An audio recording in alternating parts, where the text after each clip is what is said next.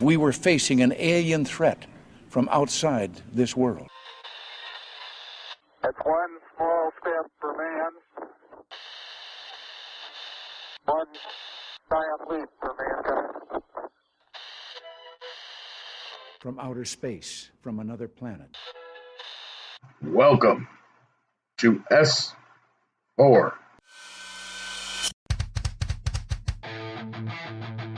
Good evening, ladies and gentlemen, and welcome to S4, the official radio broadcast of Forest Moon Paranormal, with host Eric Cooper and our panel of enlightened minds. Coming to you live from FMP headquarters located in the heart of Skagit Valley, Washington, at the base of the majestic North Cascade Mountains. We will take you through a journey of exploration as we examine every aspect of the metaphysical. From spirits, UFOs, Bigfoot, and conspiracies, to grounding, protection, astral travel, and everything in between, leaving you with a better understanding and comprehension of the world around you, and the entities that inhabit it. Join us every Saturday night at midnight, here on the Night Dreams Talk Radio Network. Also, check out the Forest Moon Paranormal Facebook group to join in the discussion.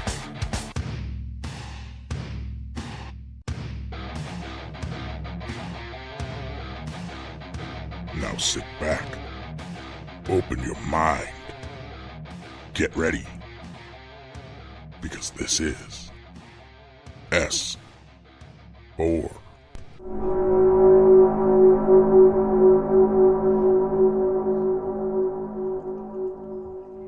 Good evening or morning, depending where you are, and welcome to S4, the voice of Forest Moon Paranormal, coming to you live from the FMP headquarters in the heart of the Cascade Mountains in Concrete, Washington. FMP is a highly active emergency response team for all aspects of the paranormal, from aggressive hauntings to alien interaction, Bigfoot and other cryptids, and everything in between is terrifying. S4 is the voice where we discuss these things in detail. Not only can you find S4 right here on Spreaker, but for our local listeners, also on KSVU 90.1 FM from 10 to 12 Saturdays with pre-recorded shows. So, folks, tonight it's the 30th of March. We have Butch Witkowski from UFO Cop in Pennsylvania talking all things cryptid.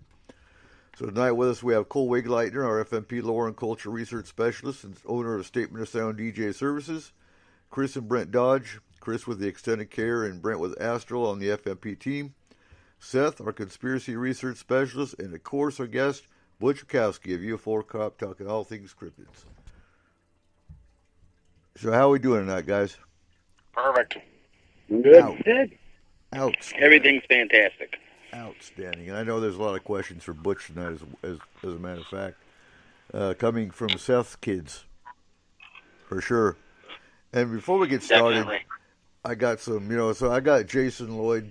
He's one of my buddies from high school, and he's staying the night tonight because he's actually here at FMP headquarters working on our new pumpkin patch. What would you say? It's about an acre? So far, about an acre tilled. Yeah. And we're going to get about 200 pumpkins, 200 plants. Yep. In about an acre, along with our garden. We're doing a makeover here, getting ready for the Paracon Speakers barbecue the night before Paracon, and getting everything cleaned up and ready to go. It's not till September, but hey, you can't be ready too early. So, Butch, how you doing tonight? I'm doing fine, sir. How are you? Outstanding. And I know you keep busy. So how many cryptid cases do you think you handle in about a month time period? Well, it depends on the time of year. Right now is it's starting to pick up. It usually picks up in March and April. Do you find Bigfoot as okay? Let's back up. So, do you find cryptids in general seasonal? It has been for us. Usually, well, pretty much during the wintertime, we don't get a whole lot of reports at all. like I said, it starts to pick up in March. We've had one yesterday, actually. So when I get off the show, I'll be heading up north. Right on. So we're going to talk Bigfoot the first hour. We're going to talk werewolf, lichen, and all canine cryptid types the second hour. Third hour, we're going to talk some cryptid technology that's used in cryptid investigation, as well as things like Mothman, Nessie, and the other cryptid types. Okay, I got to hold off because I've got a question about Chupacabra, but we'll wait till the third hour. So, how many Bigfoot cases do you think you've handled? Well, Bigfoot, kind of rare since the bipedal showed up, especially in our lichen loop area that we research, our research area. Before the lichen showed up, there were probably maybe 3-4 a month of Bigfoot sightings. Okay. Since the bipedal canine showed up, there are no sightings in that area at all. When did the lichen start showing up? Actually, 2015 in April. Okay. April 14th of 2015 was the first one. So, like 10 days later, that was followed. 10 days later, that was followed by the second one, and to date, we have 59 reports. So we've heard of canine creatures since, I don't know, probably the 17th, 18th century. Why do you think it took until so recent for them people start seeing them again, or reporting them at least? Well, they actually go back a lot further than that. They go back to Roman times. Okay. So, over the centuries, they were mostly seen in the Eastern European area, and Brazil was also a big sighting area. And then Brazil still is, but the earliest one we could find in Pennsylvania was doing research for the first report. I found a newspaper clipping in the Erie Gazette from 1868. And that description of a bipedal by a farmer who took a shot at one because it was chasing his, I believe it was goats. Could have been sheep, but I think it was goats. Right. And he described the being exactly the way we got our first one. Large, 7 to 8 foot tall, possibly 10 foot, large wolf head, pointed ears, massive chest, long muscular arms with hands, claws, very thin-waisted, heavy-thighed, hawk legs like a dog. Never seen on all fours. We've never had one seen on all fours. Glowing yellow eyes and dark brown or black in color. So there was a report from 1868 to, when we got our first one in April 2015. But when we did background research on sightings, there were sightings all over Pennsylvania. Now, some matched, some didn't. But there were quite a number. And they went in through the 1800s into the early 1900s, all the way through, 1930s, 40s, 50s, 60s. And they kind of petered off in the early 70s and then picked up again in 2015. They've been encountered by people with guns, hunters. Everybody gets the same feeling when one of these is out there, and it's like you don't want to pull that trigger or use that weapon, or things are going to get real bad real quick. Right. They definitely stand their ground. They don't shy off. They don't back away. where Bigfoot, they walk off or disappear, however you want to say, they go away. But these things don't do that. They stand their ground. They're just something that really shouldn't be played around with. But they're there, so we'll investigate them. And we got one, it's still today, yesterday. So I got one yesterday, and that was seen by 3 couples hiking, and I'll be going up to meet with them, and when I get off the radio show, I'll be heading north. Oh, wow. So let's stay with canine, because you have a lot more to talk about with canine right now. We'll get to Bigfoot the second hour. But I know we do have a question about Bigfoot. How many different, I don't like saying the word races or species because I think they're all related. Differentiation, like how many different types. Right. Variations, yeah. And I think it's based on culture. I mean, you've got Yeti, you've got, I would almost go to say, as far as to say as the abominable snowman is what they call it in some cultures, but and the hairy man with Native American lore. But how many different Bigfoot types would you say there are? Well, I think they've pretty much narrowed it down. If you stay within the United States, you have, of course, the type that are out in Washington, Oregon, British Columbia, up in that area. They tend to be Northern California. They tend to be larger in size. Then if you go to, say, Florida, they're much shorter.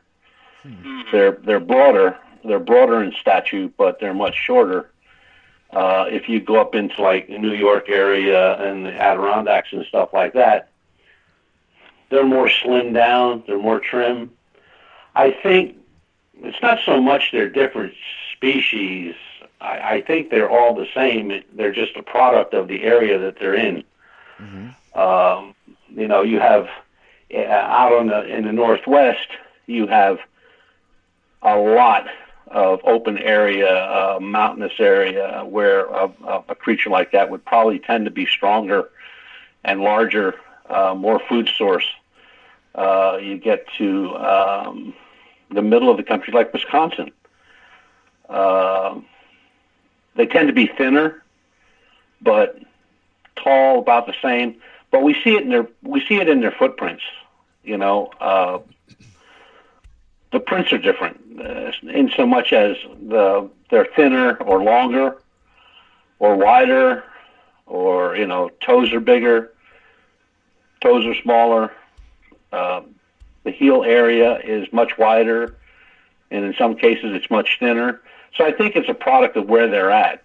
I never could buy into the fact that we have Bigfoot on the East Coast that travel out to the West Coast for the summer.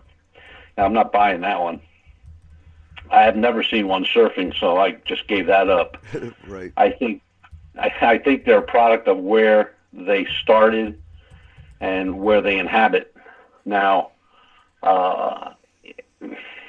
they have. I'm pretty sure the last time there was a count taken as far as how many different types. And that includes Yeti and other ones from around the world, and they're all over the world. Himalayas, actually Yeti, there's more than the abominable snowman, as everybody knows it, or the Yeti. Right. There's actually 3 or 4 species of that. So some are white in color. They're much shorter. They're in that 5 and 6 foot range. So it depends. It depends on the where they're from. I think that has a lot to play into it. So Mr. Scott is in the chat room. He wants to know, why are you the sexiest dog man hunter on the East Coast? Oh God, I kind of just because I am. There you go. Good answer. So, in your experience, what's your opinion? Because you have the one side of the cryptid investigators that think Bigfoot is Gigantopithecus, more of a scientific version, and you got the other ones that think they're. I'm one of the interdimensional belief side. But what's your opinion? Well, Gigantopithecus was a real animal. I mean, that's absolutely documented. But the interdimensional, if you would have said something about that 5 or 6 years ago, I don't think anybody would have answered you. Right. What happened there was, which a lot of researchers think, and I'm not smart enough to figure that out yet, but when they couldn't find Bigfoot, they just, in all their 50 years of looking, they couldn't find anything, they decided that it could be interdimensional, or it could come from another time zone, or paranormal universe, or a something like that, or from our space brethren. It's Bigfoot's probably the hardest one out of all the cryptids, because how do you explain footprints leading into a field and then they suddenly stop in the middle of the field and they're gone? Exactly. That's what I've been saying for a long time. So we've got a location up here at FMP headquarters called Lake Tai, where you can actually follow them into an open field in snow. And you've got some people, they climb up a tree. Well, no, there's no trees. They walk into an open field and those footsteps disappear without a trace. You don't just disappear. There's no trees around to climb up. And my experience, I guess it was 2007. We were hunting up on the mountain behind the house, and I had never heard Bigfoot knocks. If you would have asked me in 2006 if I believed in Bigfoot, I would have said, okay, maybe it's not really my interest. I'm more of the UFO alien guy. I'm not the Bigfoot guy. And but a buddy and I and a couple buddies and I were deer hunting, and we walked down this trail and didn't really see anything of interest, so we turned around to leave, and I heard the knocks. Now I've heard of the knocks. I've heard the knocks. Had friends that heard. My uncles heard the knocks before, so I knew what the knocks kind of sounded like in theory. But when I heard them, I knew what they were. And I looked at my buddy and said, "That's what they call a Bigfoot knock." Oh my God! And it should have been within view, because the woods were clear. And we turned around and looked. We dropped our packs. We went over to where we heard the knocks. It was all pine needle, so there was no tracks or nothing, because it's pine needle. And we looked for about 10 minutes, found nothing. Went back to our packs, picked him up, turned around to walk away, and he did it again. It's like, oh, you son of a, yeah. And, Markham was up here last year, our scientist, and heard Bigfoot knocks for the first time. Again, in my backyard. Here, there's a gravel pit that goes up the mountain. So, and I was on a case with Steve Monchok, our drone operator, that he called me, last fall, all excited because he was up on the mountain and he drove around a corner, and he's in a Dodge Charger, so it's quiet. And he saw something bending over in the road, and it heard the tires crunch or whatever, and it stood up. And he said it was a good, 8-9 foot tall, and it turned around and looked at him, and it ran. And he tried to catch up to it. I mean, there's nothing but a sheer cliff on one side, and a sheer drop on one side and a sheer cliff on the other. And so we went up there 2 days later. We found the tracks. We found a trail where it probably went down. But this whole mountain range right here is full of Bigfoot reports. So, next question. Do you think they migrate? Do you think that's why, we had a Bigfoot, Tyler, one of our Bigfoot researchers in FMP here a few years ago, that believed they went, during the winter months, they went higher. They follow other animals in the food sources. What do you think about that? Well, the migration theory has been out there for a long time. I just don't think anybody's proven it because, these creatures inhabit very large mountainous areas where there's plenty of deer. There's farms. There's no place that they're not going to find food. I just never heard a good telling of how they migrate or why they would migrate. I don't think it's for food because you got rivers, you got water, you got fish. There's so many things down in the Maryland area where there's been sightings like that. I mean, they've been recorded taking shellfish out and clams, off the beaches. So I don't think they'd have to. One of the things though that does intrigue me, that's come up in the last, I'm probably lying, but I think 3 years, where before, during, or after a sighting of Bigfoot, there's a bright flash of light.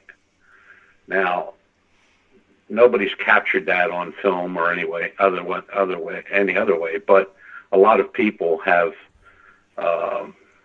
put that into their reports that they saw Bigfoot, there was a flash of light and then he was gone, or there was a flash of light and there he was, or there was just a bright flash of light and, he was there and gone again. I have no idea what that could be, but then again, keeping an open mind, if you would say that, could that be the possibility of a portal? Yes, I guess it could be. But it's, without a body, without the evidence, after 50 years, right. We got prints. We don't have a good photograph, but we have prints. So, how many cases of hair have you found? We've only had 2, and they turned out to be normal stuff that you find in the woods. Right. Hey, Butch. Yes. Yes. I have a theory for you. I was gonna wonder, since no bodies or no real proof, physical evidence, what if they're shapeshifters? That could be too. That we could have that same issue with our bipedal canine. When we first started looking into the very first case, I went to the indigenous out in Oklahoma, and spoke with them and gotten their theories and their stories on shapeshifters. We have one report where people were camping with Boy Scouts, and I think I heard this one. There was somebody was trying to get into the tent. Then we went out there was nobody there, of course, blah blah blah. And making a long story short, another fellow showed up in front of the tent, asking if everything was okay. He was indigenous, kind of scruffy looking, and the person inside the tent said, "No, I'm good. My husband's here." And he walked off, and then they checked, because he said he was like the groundskeeper or something, and he checked the next morning with the people that run the camp, and they said they don't have a groundskeeper. Oh, wow. So, but when you go through, and there are many books written on lichens, many books. And they, some of the stories in there are just, they'll just set you in your seat. But shapeshifters do give themselves away, because there are certain traits you look for with a shapeshifter. And, like hair that goes down all the way down the back of their neck, or their eyes keep shifting back and forth like they're looking for something, or you can see their nose twitching like they're smelling for something in the air, almost like a dog does. So they won't allow you to take a picture of them. And even if one's in a group, and there's a couple stories about that, mostly out in the Southwest, where shapeshifters were in a group. They were known shapeshifters. Picture was taken. Everybody's in the picture but the shapeshifter. So, that the shapeshifter, I mean, that's evil. You're talking pure evil there. I mean, to become a shapeshifter, to get into them, to become one. I mean, you have to kill a close relative. Yeah, true. So, I mean, all the reports we have of this bipedal canine here in Pennsylvania, we've not heard of anybody being attacked. We found some historical data on people that were chased, a couple that were knocked down, but nothing where, there was any serious injury of any type. That's good. And the stories, like I said, they go back to Roman times. There's a book out there that, if anybody's interested, it's called The Lichen Reader, and it covers stuff way back all the way to present. But I don't know. I just look. The only way you're going to get this thing is you're not going to capture it. You don't want to fight it. So if you can get it on thermal imaging device, you're going to be good. And that's pretty much the way we're working it, thermal imaging. And it's interesting, Butch, because as you're sitting here talking about lichens, I've got coyotes howling in the background. I don't know if the moon's out or not, but yeah, they're usually not this vocal, but yeah, I've got the coyotes in the woods behind us howling now. They found. But see, that's another issue we had. I mean, on our very first expedition, where we had 2 sightings within 10 miles of each other, on a mountain, protected by the park commission, the federal park people, and they have a lot of coy wolves, a lot. The ranger was showing me pictures of a group of 8 and a group of 10, and he said when they see them, they shoot them. But when we were there that whole weekend, 65,000 acres, heavy woodland, one of the largest deer herds in the state, all kinds of animals flying, crawling, walking, running. We heard nothing. We didn't hear a sound, not a peep, not a chirp, not a rustle of leaves. We heard absolutely zero. Our recorders picked up nothing for 3 days, and it was a full moon. We saw nothing flying. No birds. Could that be because the animals are spooked away by a paranormal presence with lichens or these canine creatures? Or could it be because they're eating? I think we came to the conclusion that there was a predator in the area. I mean, we saw no bear. They had a lot of black bear in that area. We saw zero. We picked up nothing on thermal. We picked up nothing on infrared. We picked up no sounds whatsoever for the whole weekend. Like I said, it was a full moon. We should have heard everything carrying on, especially with the coy wolf and coyote population they have there. Mm-hmm. So I just think that there was a predator in the area that nobody wanted to give their self up to. And that's pretty bad when a bear is scared of a predator. Well, when you think about the size of this thing, right, and how fast it could be, and how strong it could be at that size, I don't think you'd have any problem with a bear. No. What? So what do you think with Bigfoot? Do you think Bigfoot could take a bear? Yeah, probably. I mean, you're talking about creatures that are large, heavy, strong, fast. Now, some people say Bigfoot can, run really fast, and that's very possible. But I just don't see that because it doesn't look like they're built for that, no. For speed. But, you look at the lichen and the bipedal, and he's built for speed. I mean, you're not going to run this guy. And then just take a bear. A barrel close 50 yards between it and you in a matter of a couple seconds. So I don't know. I don't think anybody coming into contact with either one of those, the bipedal or Bigfoot's going to outrun it. Okay. Like, what's their social structure like? You know, obviously it's hard to get a photo, hard to get certain physical evidence. I understand that.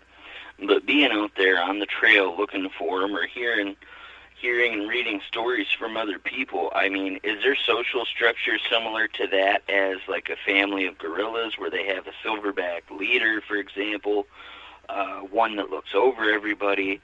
Do they run in a pack like wolves, or is it, you know, every little family for themselves, so to speak?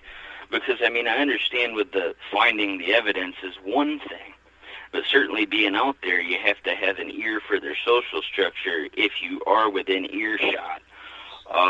Like, for example, mating calls, calls of distress, or maybe even that they sense you. Well, you know, females have been reported, and smaller ones have been reported. So I would think that there's a family structure. I just think we're looking for the wrong thing, and this is just my opinion now. I think we should be looking, when we're out there, whether it's bipedal or Bigfoot or anything, I mean, we should be looking for things that aren't supposed to be there. You know what I mean? So you have here in Pennsylvania, and I'm sure you guys have it out there too, where you have a lot of abandoned structures, caves, and such. Here in Pennsylvania, we're loaded with them. We have whole towns that are abandoned. We have a lot of stuff from the 18th, 19th, 20th century still out there. And, you know, yeah, we go and we look and take pictures and this and the other thing, and we might go inside, but a lot of these places have basements. We don't go down the basement. A lot of these places have a lot of caves. Some are old mines. We have hundreds of old mines here in Pennsylvania, coal mines and iron ore. But nobody goes into the caves. They may take pictures, but they really don't go in. And that could be dangerous. I understand that part. But I just think that we should be looking for stuff that isn't supposed to be there, like bedding inside of a building, or prints or claw marks inside of a building. We try to gear ourselves more, not just looking for the obvious evidence, like prints and stuff like that, but we also tend to start looking for stuff that really shouldn't be there. Like, say you have an old abandoned house. Well, there shouldn't be a deer carcass inside. You wouldn't think. But so maybe they're taking home the groceries, so to speak. Exactly, sure. Yeah, why not? I mean, if they're a predator, you know, they're sure not going to Weiss markets.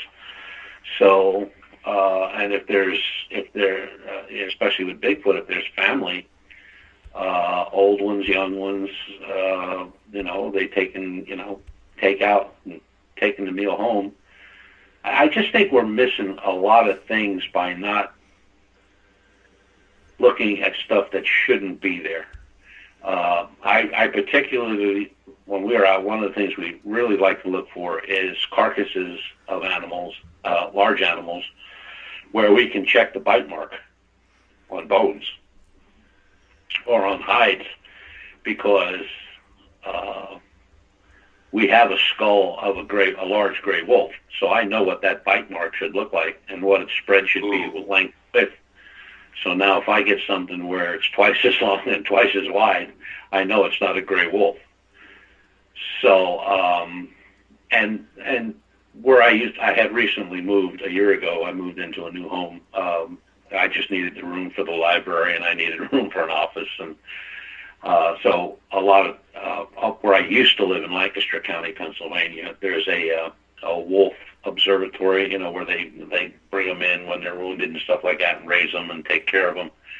And I stood at the fence where the guy was feeding a wolf, a large gray wolf. And I'm going to tell you something.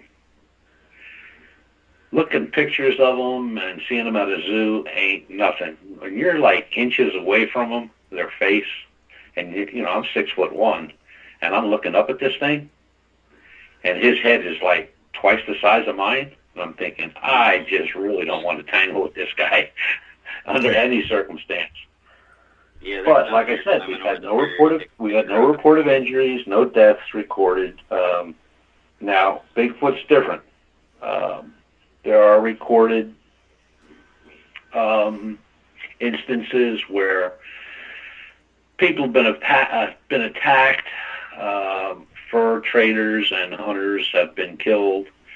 But, you know, how do you substantiate a report from, you know, the mid to late 1800s of a Bigfoot attack? I mean, 99 chances out of 10 is it's all hearsay. There's no police report that you can go look at. There's no FOIA request you can put in because nobody existed back then as far as law enforcement. And a lot of those took place in Northern California, Washington, Oregon, you know, fur trappers in the Colorados, Montana, Wyoming areas that ran into these things where there were injuries or death or, you know, pack animals were killed. But for as much information as we have on Bigfoot, there's that much information we don't have.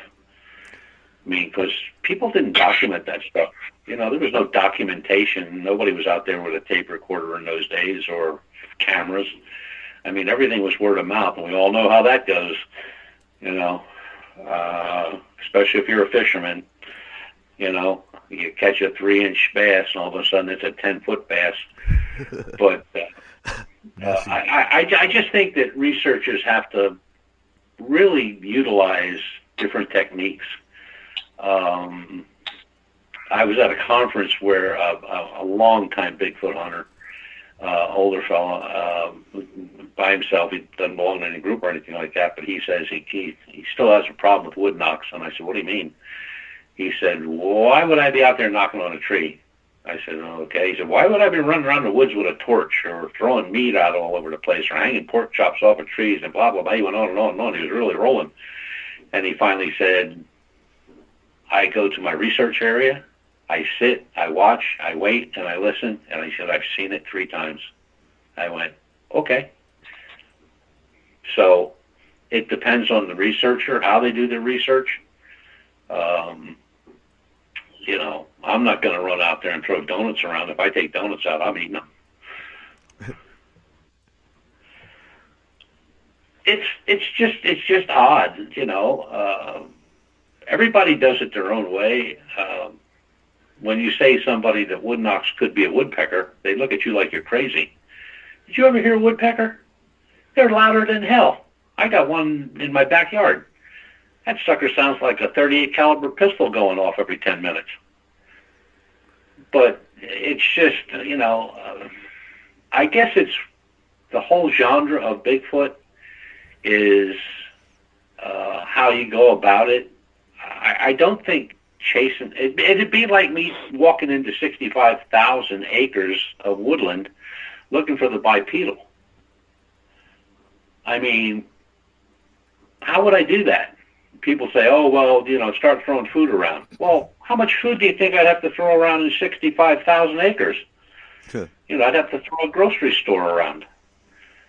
But it's just, I think it's the luck of the game. You know what I'm saying? If you've got the right equipment placed in a really good research area, your chances are improved by probably 30-40% over normal.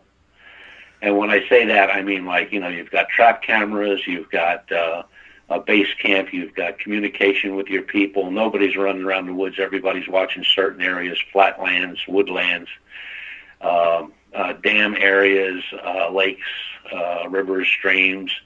Look, if they are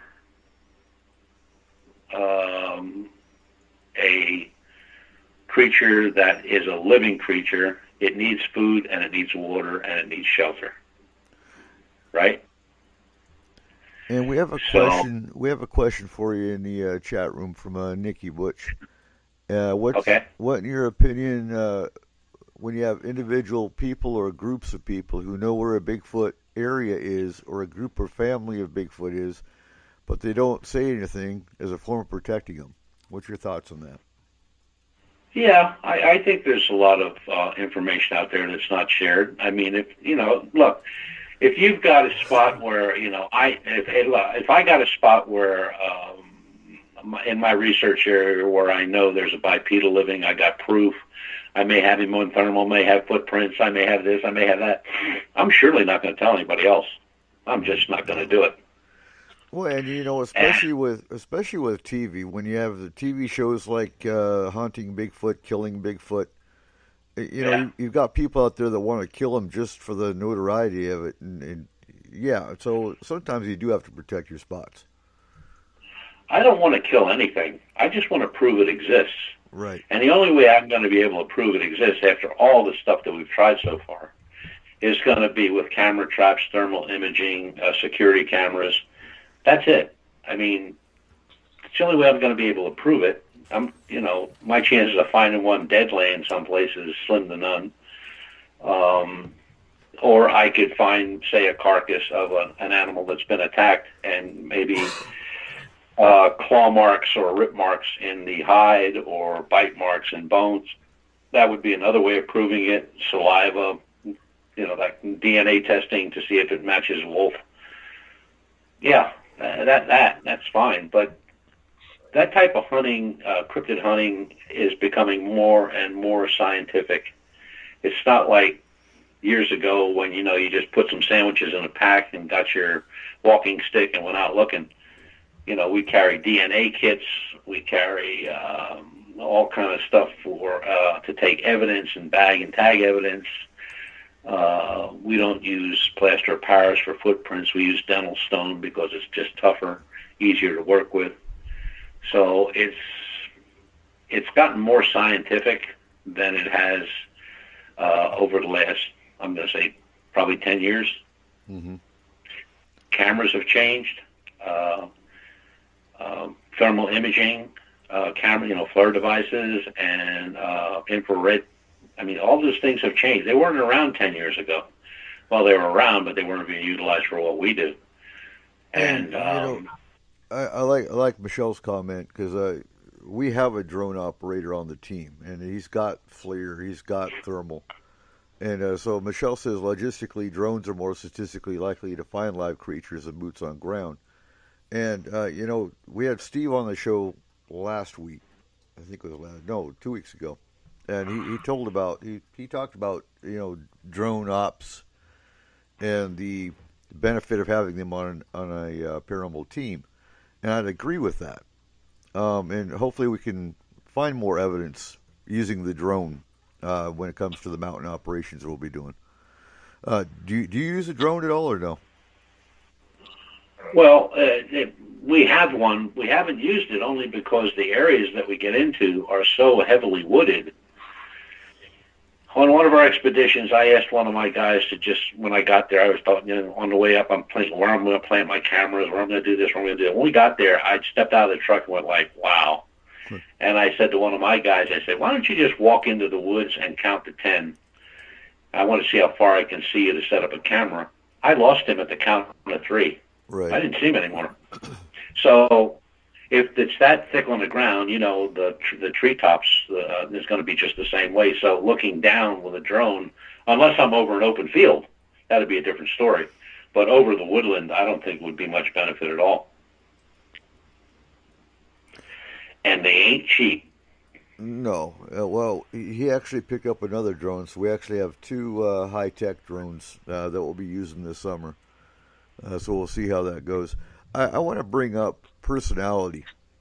So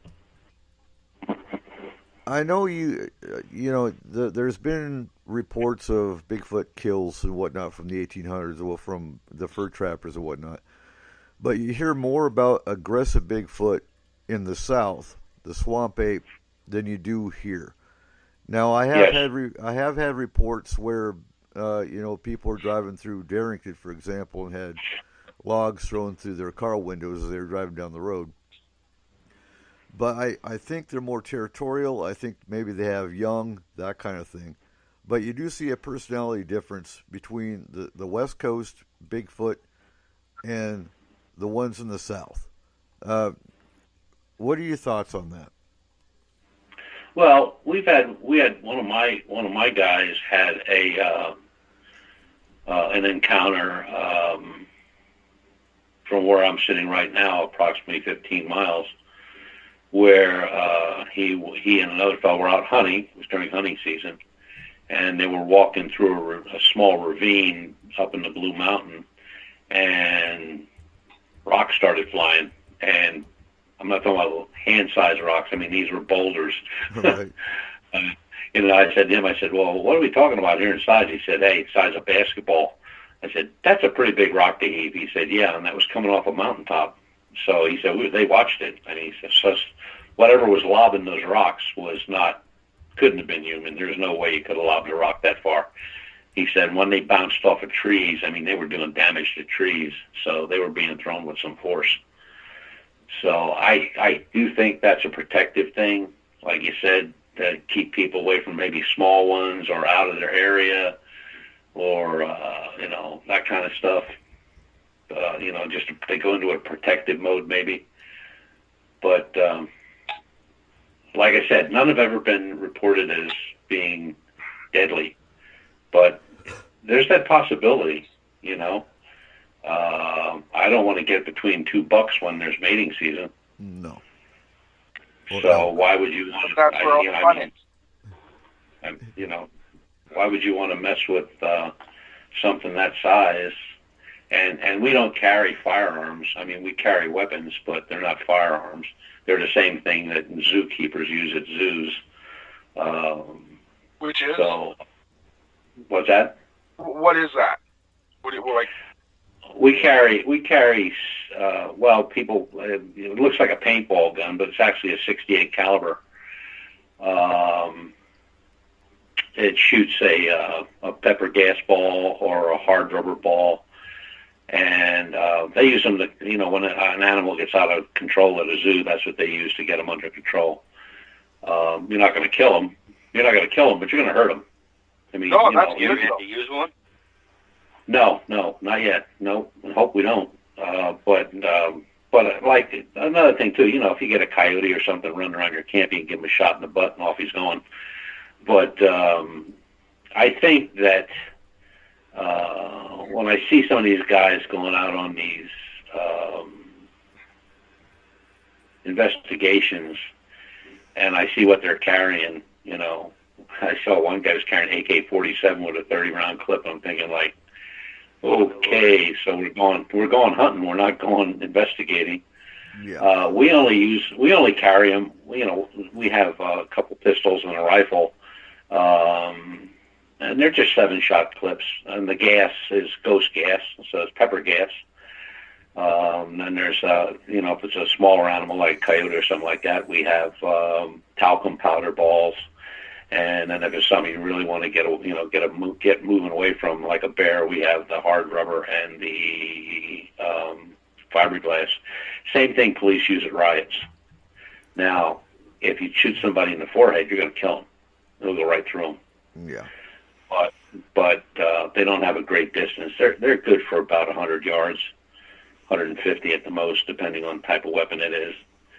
They're very expensive, but what's the alternative? I mean, you're not going to get into a knife fight with a bear, not unless you're Davy Crockett. Yeah. So, we're not out to kill anything. I don't care what it is. We're just not out to kill anything. We just want proof, and once you get proof and you have evidence, and then you can start talking about different things, and maybe people will change their mode of operation. But when I see guys and I see, their first excuse is, well, there could be things in this woods that can kill you.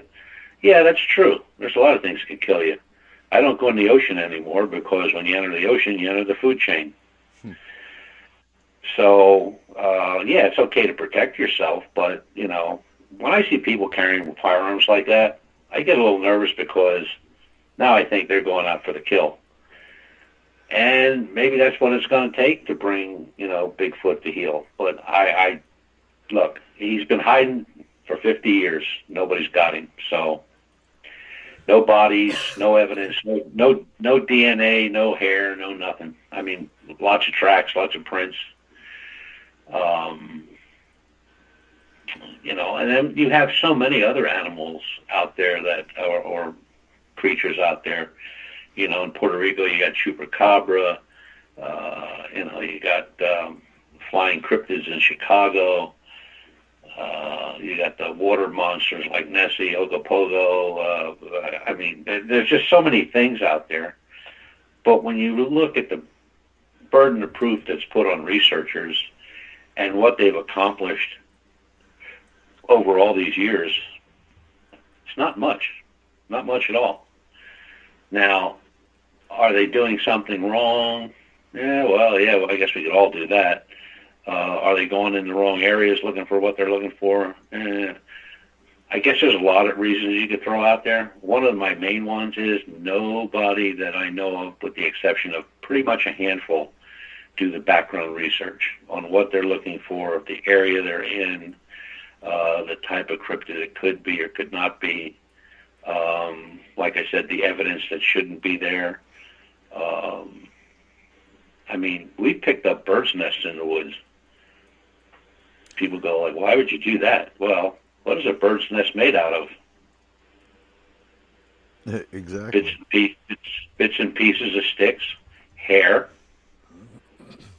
right? Now So, we're coming. Good idea. We're coming down to the last 9 minutes of the first hour. I want to bring up paranormal TV.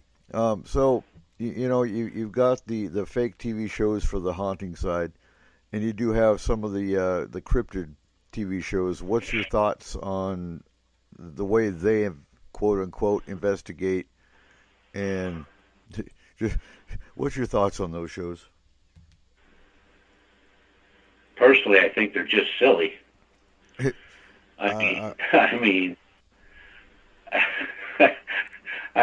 There's a couple that I watched maybe once, and I got to like halfway through it, and I just went like, "This is crazy. These people are nuts." And it's a show, so you got these guys doing whatever they do, but you got a production manager behind them telling them what to do and how to do it. In the one Bigfoot show, they were chasing some kind of lake monster, and they're shooting into the lake with blanks. Yeah. The water isn't splashing up, but they say it's real. So, and I think that's my big worry is you've got it's geared for entertainment, but you've got all these people, and I've said this on the show before, but you've got all these people that that looks cool. And it's the same thing in the haunting side. Is I want to be a Ghostbuster, and you got the other ones that I want to go out and look for Bigfoot. What they don't understand is these shows have a paramedic in the background. They have survival gear in the background, maybe if they're even in the woods, and so now you're putting the human side at risk because these dummies are going to go out there unprepared. With no medical background, with no survival background, go out and get lost or get hurt or worse yet, get killed. And, at what point can you put people for, at liability for putting the public at risk even though they were stupid enough to go out and do it? Well, look, there are things in the paranormal that can't be explained. There are things in cryptozoology that can't be explained. And, in ufology, there's things that can't be explained. But when you say to somebody, you need to do your background research, you need to really read up on and see what you're looking at, what you're looking for, get some ideas, plan your thing, do it right. They kind of look at you like you're stupid, like, well, I know what a Bigfoot looks like. I'm just going to go out and look for one. Mm-hmm. And then they get themselves in trouble when they do get out there. Either they they drown because they can't swim and they wind up in a cave and get lost. And I mean, there's just so many dumb things that happen. Or they'll go into a haunted house, or what they call a haunted house, right? And they fall through the floor, or they fall out of a window, or just dumb stuff. It's just ridiculous. There aren't many groups anymore. There used to be. I think one time we did a study in Pennsylvania. How many how many paranormal groups were in Pennsylvania? And between Pennsylvania and a couple outlying states, there were 700 and some paranormal groups. Yep. And it's whittled down quite a bit. But it's just the one guy. I was reading his story of chasing a ghost through a cemetery, and he said the only thing he wound up with was 8 stitches when he ran into a monument. So I just think. Okay, so let's do it this way. So you got to, and it was one of our cases that we assisted on. We didn't actually do the case. We assisted on it where it was a number of homes on a very big property, very large family. The aunt died, so her home was kind of abandoned, but they were seeing lights in this house. So they brought in some paranormal folks to take a look at it. Yes, they saw the lights. They couldn't figure out what it was. And then I got to talk to the one guy, and I said, well, so you see the lights inside from the outside, and you saw the lights on the inside from the inside. And he said, just like somebody walking around with a bright flashlight, on the first, second, third floor, but there's nobody in there, he said. And I said, has anybody looked up? And he says, what are you talking about? And I said, has anybody looked up in the sky while this is happening? And he said, no. Why? I said, well, try it and see what's going on. Maybe it's an outside force. And they did. And the lights were moving around the house, and they had a guy positioned outside, and he got an orb on film, and 2 eyewitness testimonies that when the orb showed up above the home, high in the sky, the lights would move around in the house. So what I'm getting to is that a lot of people separate the paranormal from ufology and cryptozoology. No. They're all connected somehow. Somewhere along the line, the paranormal is the paranormal, it's cryptozoology, and it is ufology. And I'm convinced of that because there's just too many reports where you see a UFO and something happens strange on the ground, or something happens strange on the ground and a cryptid is there. I mean, there's just too many correlations of a mix and match at the same time where you can't define one over the other. So if it's a paranormal event, it could be something in a home. It could something going on in a home. It could be something going on in the sky. It could be something going on in the woods. So I think once people get in their head that all those 3 things could be combined, and I think there's a real good possibility. If you would have said that to me 5 or 6 years ago, I would have said, no way. But the more we find, the more we read, the more we come up with, the more people we talk to, the more reports we read. I think it's the paranormal it's all combined. Everything. Now, what it is or why it's like that, I have no idea. But it's definitely everything is a combination of the same. And I fully agree with you, and that's why in Forest Moon Paranormal we handle all aspects, because all aspects are paranormal. And there's too much infighting in ufology that UFOs aren't paranormal. There's too much infighting in the cryptid side that, cryptids are cryptids, they're not paranormal. Yeah, it's all connected. And with that, we are at the top of the hour. We're going to go to break, and we'll come back. We're actually going to carry on this conversation. So stay tuned. You are listening to S4 on Spreaker.com.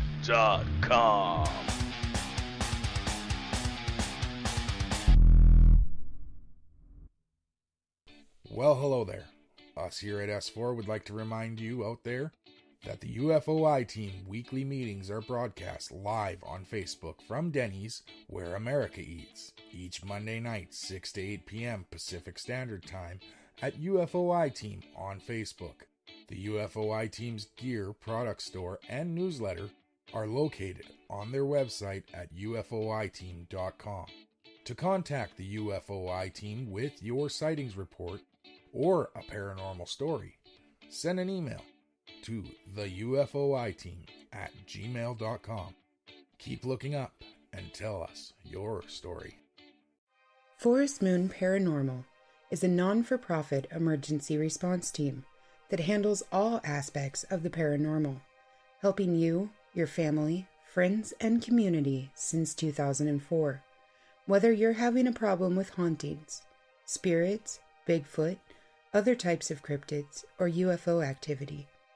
Maybe you're just unsure of what's bothering or terrifying you.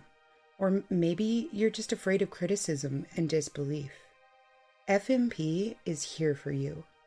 We handle cases globally and locally from our headquarters in Skagit County, Washington. We never accept any form of payment for our services and are 100% confidential. You can find us on Facebook under Forest Moon Paranormal. You can private message us for assistance, or just come join in the discussion and become part of our growing FMP community. Hello, my name's Cole Wegleitner with Statement of Sound DJ Productions. We do mixing, monitoring, recording, and editing for all your audio needs. For our local listeners in the Skagit area, we are taking bookings for your 2019 events and parties. We have a wide array of music from any genre. Please allow us to help you make these memories last forever. Contact us at 360-999-2830 or on Facebook at www.facebook.com/SOSDJPro.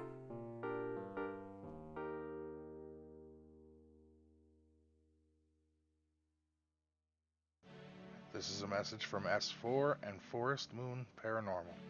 To all of our listeners out there, this season is a time filled with love, laughter, and cheer, no matter what you are celebrating. With that in mind, please keep safe and have a happy holidays. From our home to yours.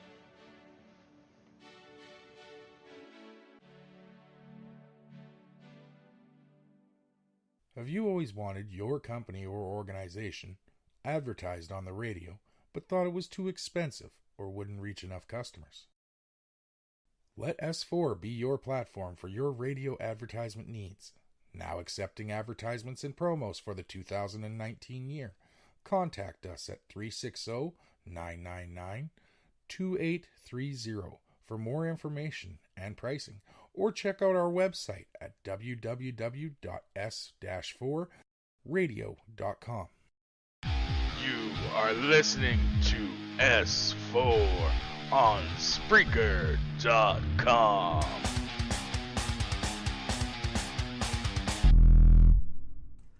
Welcome back to S4. Tonight's everything you want to know about cryptids with Butch Witkowski.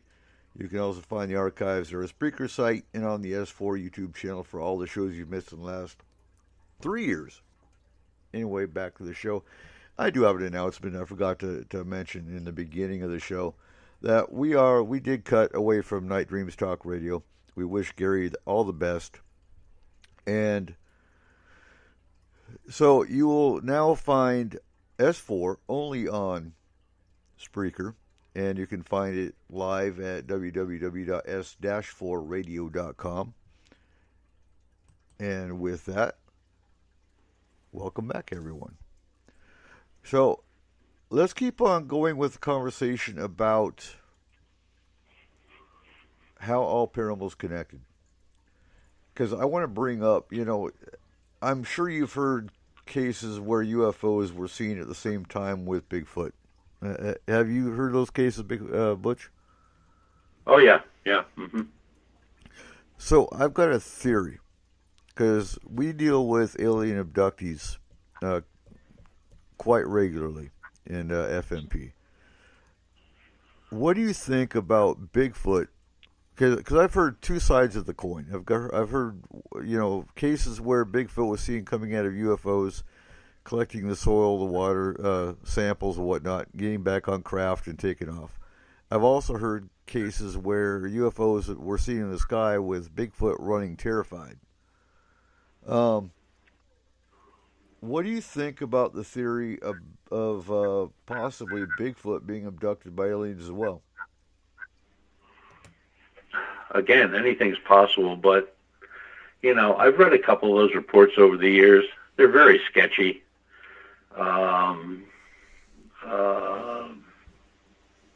One was the one that really sticks in my head a lot is a Bigfoot was flying, was actually the pilot in a flying saucer, and I think that just took it a little bit too far for me. I mean, first of all, we don't know what they are. Right. I mean, are they interdimensional? Like you said, are they real flesh and blood? I would think if they're killing deer like everybody says they do, and they're eating here and fishing there, I think with all the stories that go out there, it muddies the water so much that I know on our side, with my group, we stay with a certain group of researchers. We don't just buy into every story we hear or, get involved with every group that comes along down the pike. We kind of stay with the same researchers for years and years and years. And we've been at the group now since 2009. So we know the people we deal with. We know the research areas. We don't jump all over the place. That's another thing I think a lot of groups make mistakes with doing. They may get a report at the southern end of their state, and then they get some kind of hearsay report at the northern end of their state. The next thing you know, they abandon the southern end to go to the northern end, like that's going to make a difference. Once you get a series of reports in a certain area, that should be designated as your research area. You don't need to be jumping all over the state. I mean, if you have multiple reports in a certain area, why would you go away from that area and go someplace else where you have no, you may have one report as opposed to maybe 5 or 6 or 10 in your research area? And that's hard to explain to people because they figure the more ground they cover, the better chance they have of seeing something. Well, that's not necessarily true either. I mean, you can go to the Eastern Penitentiary with a paranormal group, and they've been going to the same place now for many, many years, and every time somebody goes in there, they see something different. So everything's in the mind and the eye of the beholder. So that's what I say to people when they say, well, what are you going to do? How are you going to capture it? And I said, well, what do you want to capture? I mean, how do you capture a ghost or a spirit? How do you capture a Bigfoot which you've seen fleetingly for a few seconds, or a bipedal canine that would rip you apart the first chance it got? I mean, I just don't understand their way of thinking. I would think that you would spend more effort and time in developing ways to prove it exists first. I'm not saying you shouldn't go to new research areas. I'm just saying that when you do have a good research area where you have a number of reports, that's the one you want to keep your eye on. That's the one you want to put your effort into. There's a group they'd be south of me, maybe toward Philadelphia, maybe an hour away, where they go someplace different every week, but they call it the research area. Now, I don't know how you do that. A research area means you're going to research the area, which doesn't happen in a couple hours at night. So I was reading some of their stuff, and 2 weeks ago they were up in New York. Well, they say that it's a research area, but they were in 5 different places in New York, and that's not a research area to me, because they had no reports. They just wanted to go there. So it's like a sightseeing tour, if you know what I mean, or they go for a walk in the woods. I think when researchers start to get really serious about their technique, their equipment, their personal libraries, their home study, I would guarantee you that if you went to 10 researchers and asked them if they had any books on gathering forensic evidence, not one of them would say yes. And that should be the first thing they read. But it's a whole lot easier to watch TV. It's a whole lot easier to, go to the movies. Use Google. Yeah, or Google it. And I've run into so many internet cowboys over the years. I don't even look at that stuff anymore. I just don't waste my time, because the first thing they say is, "This is true. This is fact. This is what I saw." And you're looking at a picture, and most computers and most programs today, you can click on it and you can tell when the picture was taken and where it was taken. Type of camera, film, exposure, all that stuff. So the guy lives in California and he's showing you a picture that he took in Florida. I don't think so. And on your chat room, Megan just said the YouTube experts. Boy, she got that right. If I had a nickel for every YouTube that I turned on and turned off immediately, I could probably buy another truck. Right. You know what, though? Following Eric's question, there is one YouTube video I would want to see, and it's the first time an alien abducted a Bigfoot and did the whole probing thing. Because when that Bigfoot woke up, you think they're protective now.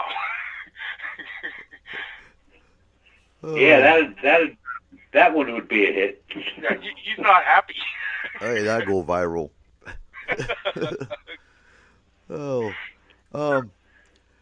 Now, what are your thoughts? Because so you've heard of the story, the people that they've got their game cams out, they've got their they see the coyote, they see the rabbit, they see the normal wildlife, and then you have the camera go white and you hear the primate noises. I know you've heard cases of that. Have you ever had that happen to any of your cameras? No. I don't use trail cameras. I use security cameras. They take a picture I can set it for a half second up to a minute. So when we set camera traps, we'll set those up. They're also infrared and thermal. They're totally silent. So when you set one, say you're watching a trail, you can set it at the end of the trail, and that thing will take a picture I usually set them for a second. So every second there's a photograph. And it goes onto an SD card, and then, of course, when you get home, you're kind of homebound for about a week going through all the pictures. But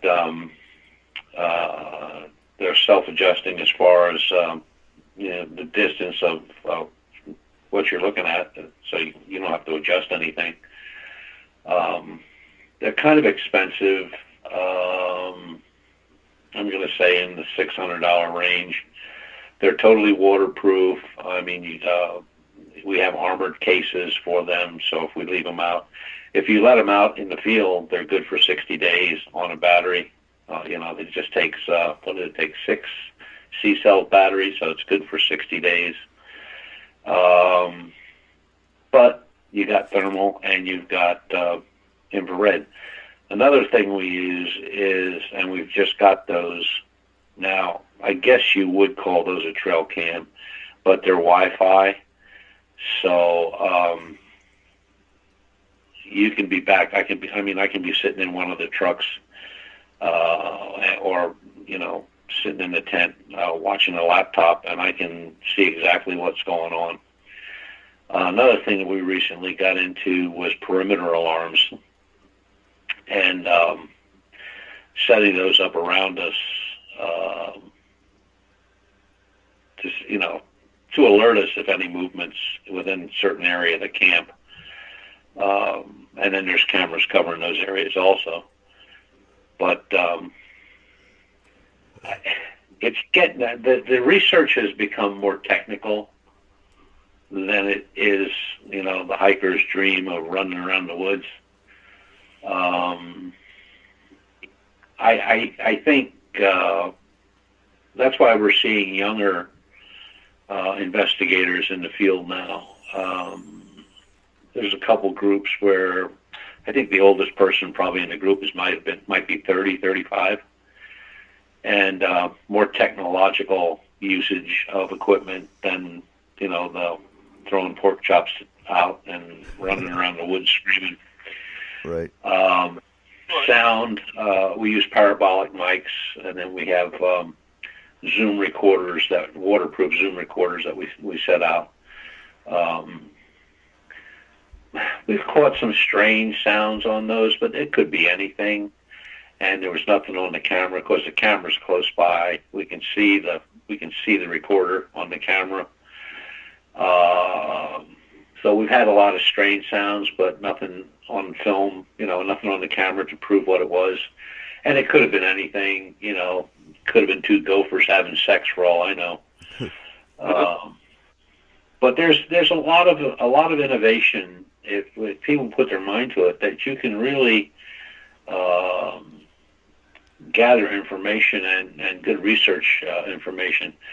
I'm not sold on the spirit box because too much white noise. I mean, there's white noise in everything, right? As we're speaking right now, we're producing white noise. So, now if you were in a totally dead silent room, where that room is dead silent and it's been prepared to be dead silent, and you're picking up something, that's a different story.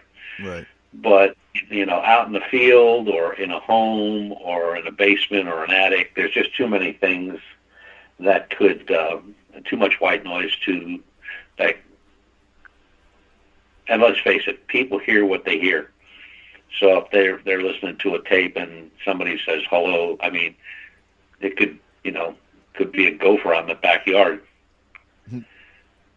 But to them, it said hello, and they're going to stick with it. Yeah. Agreed. I think to be honest, a lot of researchers are getting more technical. They're utilizing the technology that's out there today. I mean, 10 years ago, there were no cameras like security cameras like I have. I mean, they're a recent development. They only came out about 4 years ago. And they were actually developed for cattle ranches. Is what they were developed for, people that were rustling cattle out in the West. And then a lot of farmers used them, are using them. They're kind of large. When I say large, they're about maybe 12 inches high, 4 inches thick, maybe 8 inches wide. Totally waterproof. I mean, you can throw it in the water. They'll still keep taking pictures. But the pictures are absolutely clear as a bell. I mean, they're so clear. I mean, all our cameras are Nikon. We use Nikon cameras, and we use Sony and Canon video. And they take great pictures, but these cameras do too. And I'm glad. I actually came upon them by mistake. I was looking for something else. And but they're wild. They really work. They really work. Now, you'd be surprised what's walking through the woods. We even caught a naked. Well, we won't get into that. But with your perimeter alarms, yeah, how's the sensitivity on those? Like, can you set it so that it doesn't detect, like, let's say the wind picks up and the leaves are rustling? No, it won't. It works off of two ways. It works off of movement, like a tremor, like somebody steps and breaks an infrared line. Okay, so if we put out six, there's a laser. Okay, now the laser isn't on all the time, but you use that to pinpoint the other one, go to that one, pinpoint that one. So you make, you target each one. They give you a range between each perimeter alarm to do your setup of 10 feet. So if you're within that 10 feet, it's connected. So, so you have a beam going from one to this one, to this one, to this one, to this one. And we keep them out about 50 yards, and that's pretty much the max. They say 75 to 100, but they didn't work so well at that distance.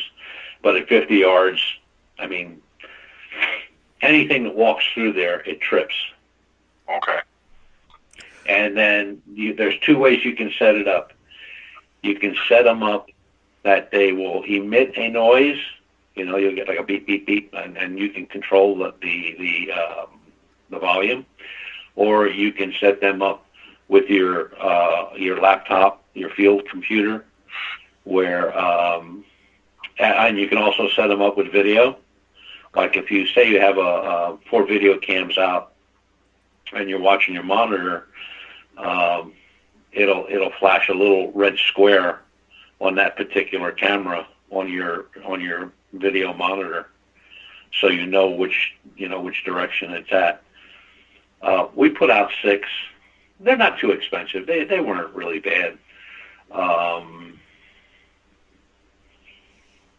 But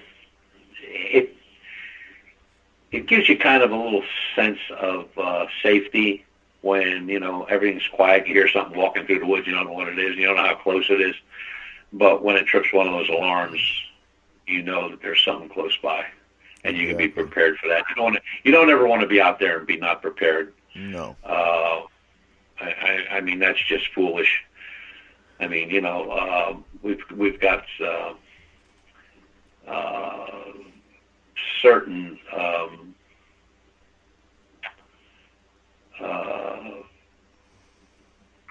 creatures that, a camp draws them close, and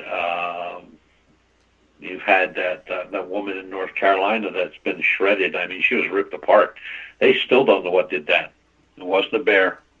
They still have no idea what killed that woman. And then you have the story of the boy down there in North Carolina, which wasn't too far away from where the lady was killed, where the boy said he was outside in his street clothes in that absolute desolate cold weather, and he said a bear took care of him.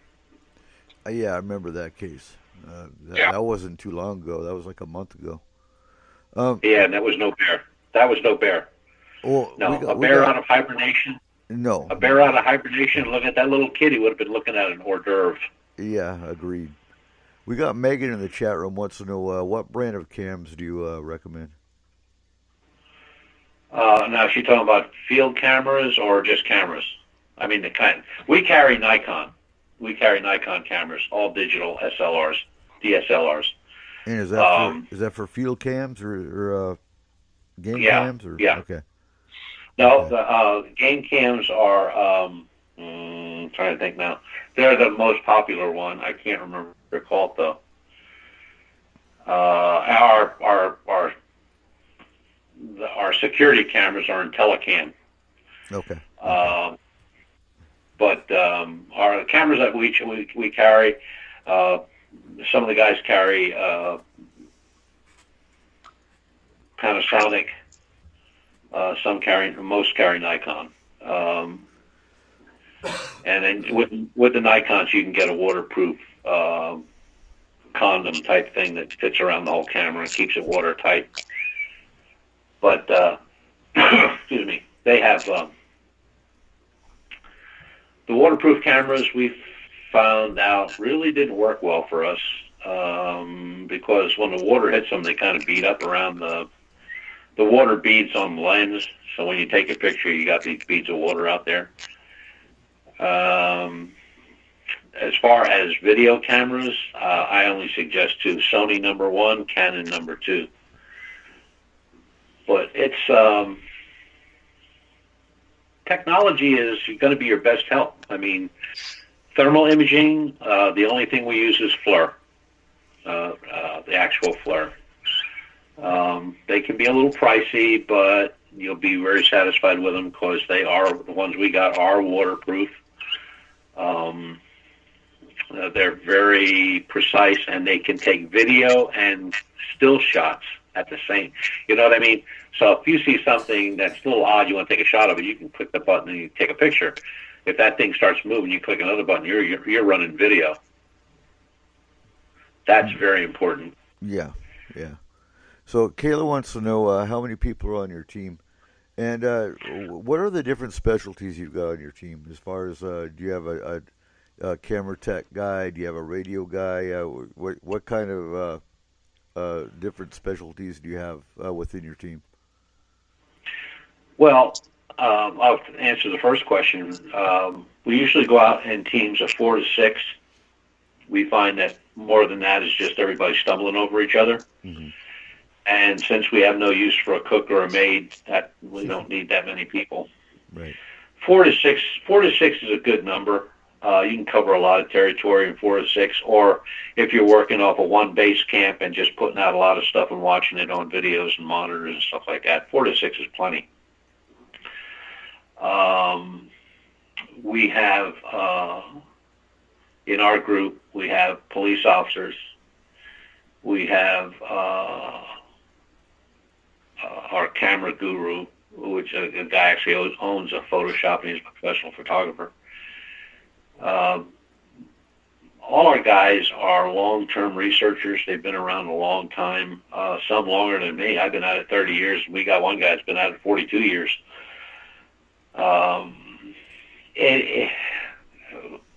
Radios, we have our own radio system, which is in our vehicles and hand units. We have our own private channels. They're scrambled, so nobody can listen to what we're doing. We don't use the kind that you can buy at your local sporting goods store. These are the same type of radios police officers carry. They're good for 50-mile range, in the truck a little more. And we carry everything we need. I mean, we can go jump in the van, any one of the 2 vehicles, and go anywhere and be ready to go. I mean, we can be self-sufficient out in the woods for 2 weeks. I mean, there's food, there's water, there's heaters, blankets, computers, cell phones. I mean, each truck has their own personal cell phone number. So binoculars of all types, scopes, electronic devices, cameras, body bag. We even got one of those. Trauma kits, climbing gear, caving gear, clothing changes, whatever scenario comes up. And we've always planned it from the beginning like that we could be out somewhere and be totally self-sufficient. That if we got snowed in, wouldn't be a big deal. I mean, there's tents, there's canopies, there's tables, chairs. I mean, everything's there that, you could be quite comfortable.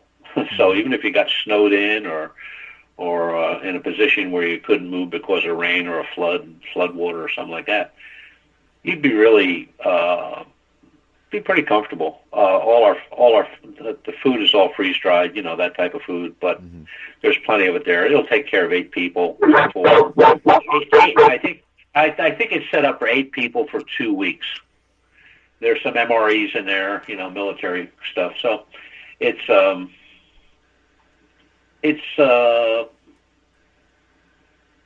took a lot of planning, but I'm very comfortable with the way it worked out. I mean, we don't have any fear when we go out there. And Megan's in the chat. She says, would Bigfoot actually fit in a standard body bag, or is that a special order size? I want to tell you something. I'm going to make him fit if I got to bend him in 3 different directions. There you go. Oh. Okay, so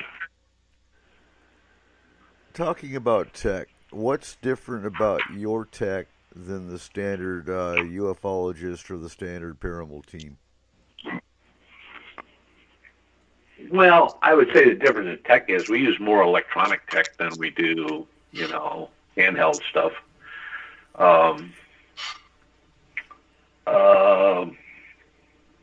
Our stuff is readily portable.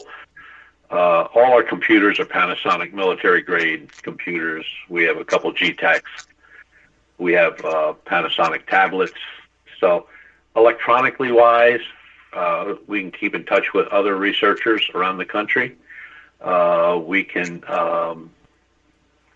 be away from each other and be in contact via the internet or satellite communications. 2 of the computers, the one in the truck that's mounted and the one that's portable, they both have satellite communications via the truck. So I guess it's a little more sophisticated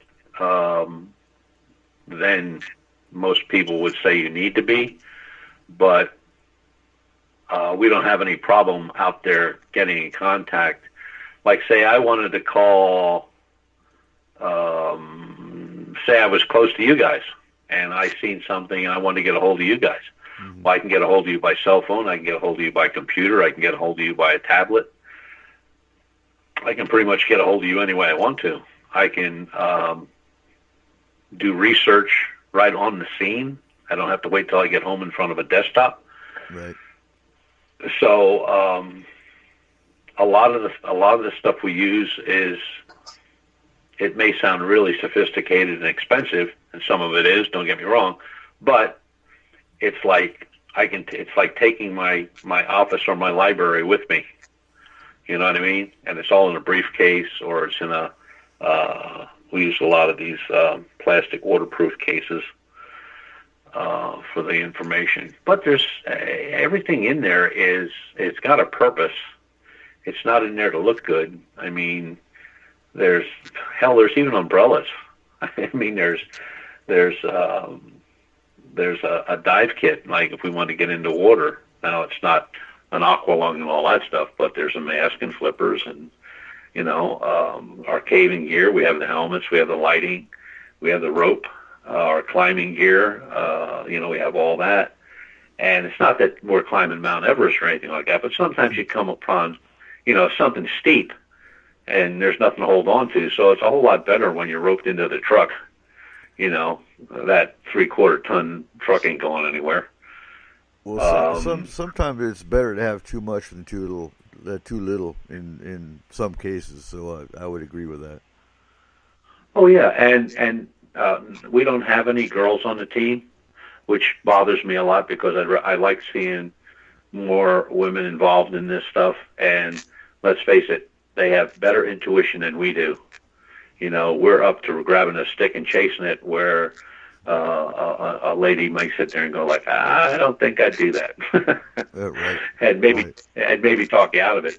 But we have clothing in there, extra clothing, like if somebody got soaking wet or, rain, there's clothing in there for, now, when I say clothing, they're not to size fit. I mean, we got sizes, and there's clothing in there for man or woman or child. And we can keep them warm, we can keep them dry, and that's the way it works. So taking everything, when you take everything into consideration, it's basically be prepared for whatever. Well, exactly. Think of the worst scenario and take it from there. But now you bring up a good point, and I want to bring that up real quick. Why do you think it is that there aren't more females in this field, the cryptid field, that is? Well, because you got a bunch of macho nitwits out there that think they're mountain men from the 18th century, 17th, 16th. It's a guy thing. It's just like in ufology. I always complained because there weren't a lot of women in ufology. The ones that were in, I thought were brilliant in their summations, in their reporting. They're just smarter. Mm-hmm. You got the gung-ho guy grabs a stick and goes out there running around the woods screaming, and you got the lady sitting back there on the computer going like, I wouldn't chase that if I were you. So although I'd like to see more, I guess they're a little apprehensive too, because going out in the woods with some of these guys, I wouldn't go out in the woods with some of these guys. They just shoot from the hip, or they're just full of it, or they're looking for their fortune and glory. And if anybody's getting into this for fortune and glory, I don't know anybody that's ever made a dime worth of anything doing this, because you're going to spend a whole lot more than you ever make. Yeah. That's if you're lucky enough to make anything. Now, I've got to ask you, what's the strangest cryptid story you've got that you've experienced? Strangest? I guess our first expedition was the strangest cryptid story, because, excuse me, when we got up there, like I said, we heard nothing for that whole weekend. But when we first got up there, of course, we checked in with the ranger and just talking for a few minutes. And I said to him, I said, well, anything strange going on around here or anything like that? He knew why we were there. And he said, well, he said, there was a lot of screaming, howling, and carrying on down by the swamp. He said, I don't know what that was. He said, but I've been here for 12 years, and he said, I've never heard anything like it, and I know everything that walks, crawls, or flies around here, and I've heard them all, and I have no idea what this was. And when I asked him when it was actually by date 2 days prior to our first report.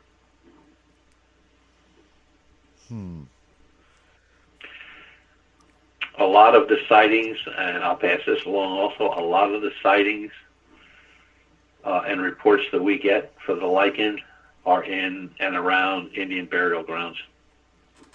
Okay, and that makes strange sense, actually. I got a couple questions for you, Butch. Yep.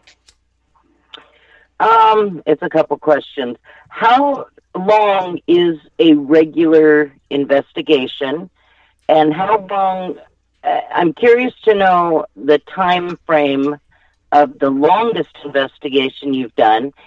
And I've heard that Bigfoot has a specific scent or smell. On any of your investigations, do you think that you could have smelled him? Well, the smell that you're talking about, everybody says it smells like wet dog. Yeah, okay. Heard that. I heard it's a little worse than that. yeah, but it's, I'm being polite, wet dog. Longest investigation is a case that we're working on now. We're in our, let's see, I got to do a little math here. So that would be 10 years. Oh wow! And it's ongoing. In which case was what kind of cryptid is that? That's not a cryptid. That's a the Todd Z's case. Okay. Gentleman that went missing and was found. It's just a very strange case. Okay, gotcha. And there were UFOs spotted in the area, but so that's one we've been working on. That's the longest. That's 10 years. It'll be 10 years this year. Yeah. If you go out onto an investigation, how long do you, not plan for? What am I trying to say? You have a specific time limit that you go out into the field? That's usually, we try to hit it if we need people, we try to hit it on a weekend because we know guys aren't working. Excuse me. But other than that, they're usually 3 to 4 days. And it depends on travel too. Like we went down to North Carolina. So, you got a whole day wasted of travel down and back. And so it was actually a week. Wow. We were down there investigating the Brown Mountain Lights. Different areas that we've been to, it depends, because sometimes you travel, and you got to add that travel time because, we went out to Kansas, so that was 2 days. Do most of your reports that you get, is it single Bigfoot? Is it, do you ever get any reports that they've seen possible youngster Bigfoot? No, they've always been single sightings. Always. Yeah. We never had one like a female and a small one. They've always been single sightings. Same with the bipedal canines. They've always been singles also. Oh. We'll definitely be hitting the canine side here in a little bit. Megan's got a question in the chat room real quick. Would you consider them native protectors? That's my personal opinion. I think they're relics. They've been here a long time. Because people always say, well, what are they? Well, how the hell do I know that? So I think they're relics. I think they've been here a long time. They could be watchers. They could be protectors. They have not left our lichen loop area, our research area. We have not had one report outside that loop where, you can get Bigfoot reports all over the state, all over any state, but ours just kind of stay in that area. And you got to remember that Pennsylvania back in those days, and there wasn't a white man in this area till 1754. So, and all the Indians that were here, they were all at war with each other. We had so many of them. We had Susquehannock. They had. It's just amazing that these groups, and they were large groups. There was Cherokee, Mohawk, Delaware, Susquehanna. They were all over Pennsylvania. Like I said, there were no white men here. And I think there's just a lot of burial mounds that these things could be protecting. Mm-hmm. And I'd agree with that. I think they're, like you said, I think they're protectors of mountain areas, or like you said, Native American grounds. Trippin's got a question. Most animals have migratory patterns, annual routes per se. Have you ever made a type of calendar of dates and locations of sightings? And have you been able to go to those areas of past incidents around the same date?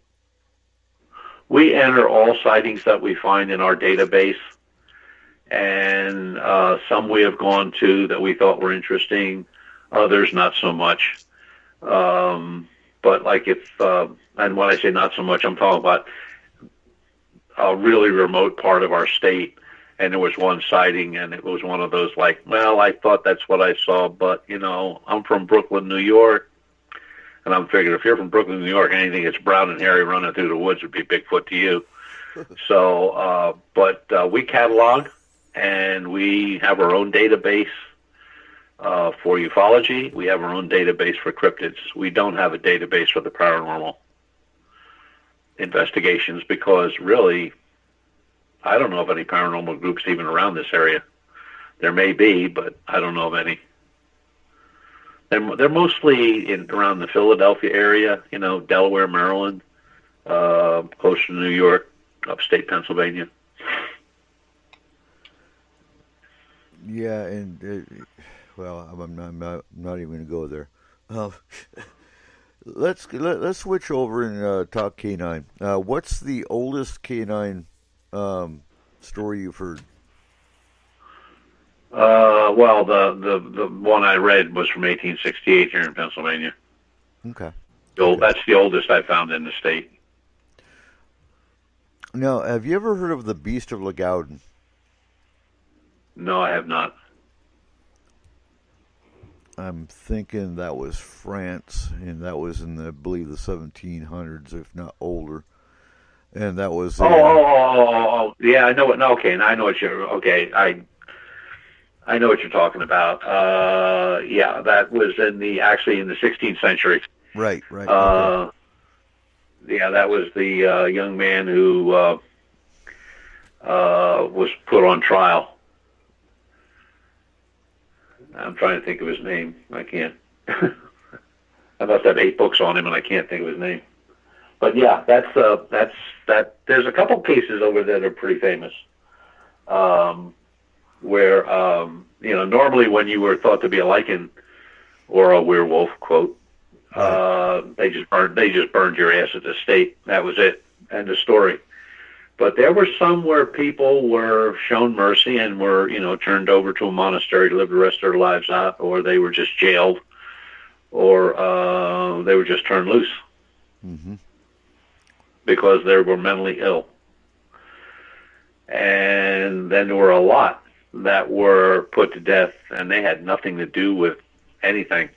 They might have, most of them that were put to death usually were a real wolf would kill something or kill somebody, and the villagers all of a sudden, equated that to werewolves, or wolfman or whatever they were calling them, and then they went hunting for somebody, and it was usually they picked out some scruffy farmer who hadn't had a haircut or shaved in years, and he was cranky and nasty, and they figured, okay, he's the guy, so they took him away and burned him at the stake. But what we did find on our research, which is really interesting, and when you think about it, what a deal this was. back around the 15th, 16th century over in Europe, you had a lot of outliers as far as, you didn't have big cities like you have today. So you had a lot of regions of hamlets, little towns here and there. And so how the church, both the Church of England and the Catholic Church of Rome, decided to get members into the church would be they would hire somebody to go in and, rip up a couple people, really tear them up, mutilate the crap out of them, really bad. Mm-hmm. And then spread the word that it was, a lichen of some sort, some type of wolf man. And, of course, then the church would show up and say, hey, look, you join the church, we'll send our troops in here, because everybody back in those days in the churches had their own armies. We'll send our troops in here, we'll get this fella for you, and, we'll take care of it, but you got to join our church. So they would join the church, and the same people that actually hired the guy to go in and do the killing, or hired the group to go in and do the killing, were now hunted by the military of the church, and they were killed off. So there was no talking, there was no information, but the church now had a whole bunch of people paying them money. And that was found in many reports coming out of Europe in those times. Like I said, it was both the Church of England did it and the Catholic Church in Rome did it, where they just went in there and they basically conned these people. And then, the people who were doing the killing, they smartened up and figured, I'm going to do all this killing, but then they're going to come kill me. I'm out of here. Yeah. And it pretty much ended. But it was amazing how the church used the power of the church and the fear of the lichen against the people, and it worked. Yeah, and that's next week's show. Next week we're actually talking religion and the paranormal and religious influence on all aspects of the paranormal. But yeah, you're absolutely right. And same with the witch killings and the witch burnings and whatnot. It's always been the influence in lining the coffers of the church and getting people to join the church is always been a big thing, and no different than lichens. Well, and it's sad, really, but so again, so the canine aspect of cryptids, like you said earlier in the show, has been relatively recent, correct? Yes, for us, yes. And again, why do you think that is? Well, to be honest with you, I couldn't tell you because, number one, we never did anything cryptozoology-wise. We were always ufology. Okay. UFOs was what I started studying 30 years ago, and that's pretty much what we were doing until I got this first report. And we published a report on Phantoms and Monsters, which I'm a member of their Fortean research team. Mm-hmm. And then a second one. And now to date we have 59. Now, that's over a period of, 4 years, almost 5 years. And it seems like in the wintertime there's just really nothing. And then it seems like, our very first one was on April 14th of that year. And the first one this year was yesterday. So it's really, there's no rhyme or reason to when the reports come in. I mean, they could be totally dead, you're not getting anything. Now, UFO reports we get all the time. We get those all the time. We really don't do any paranormal stuff because none of us really know a whole lot about it.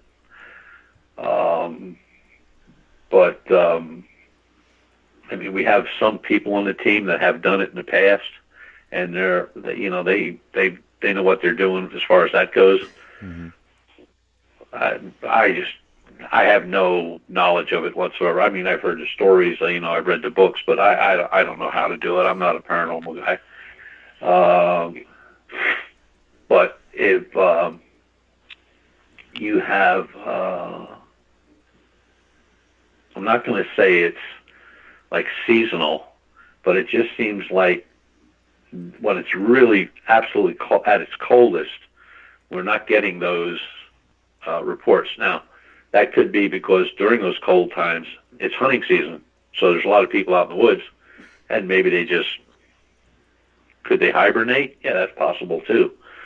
But they have,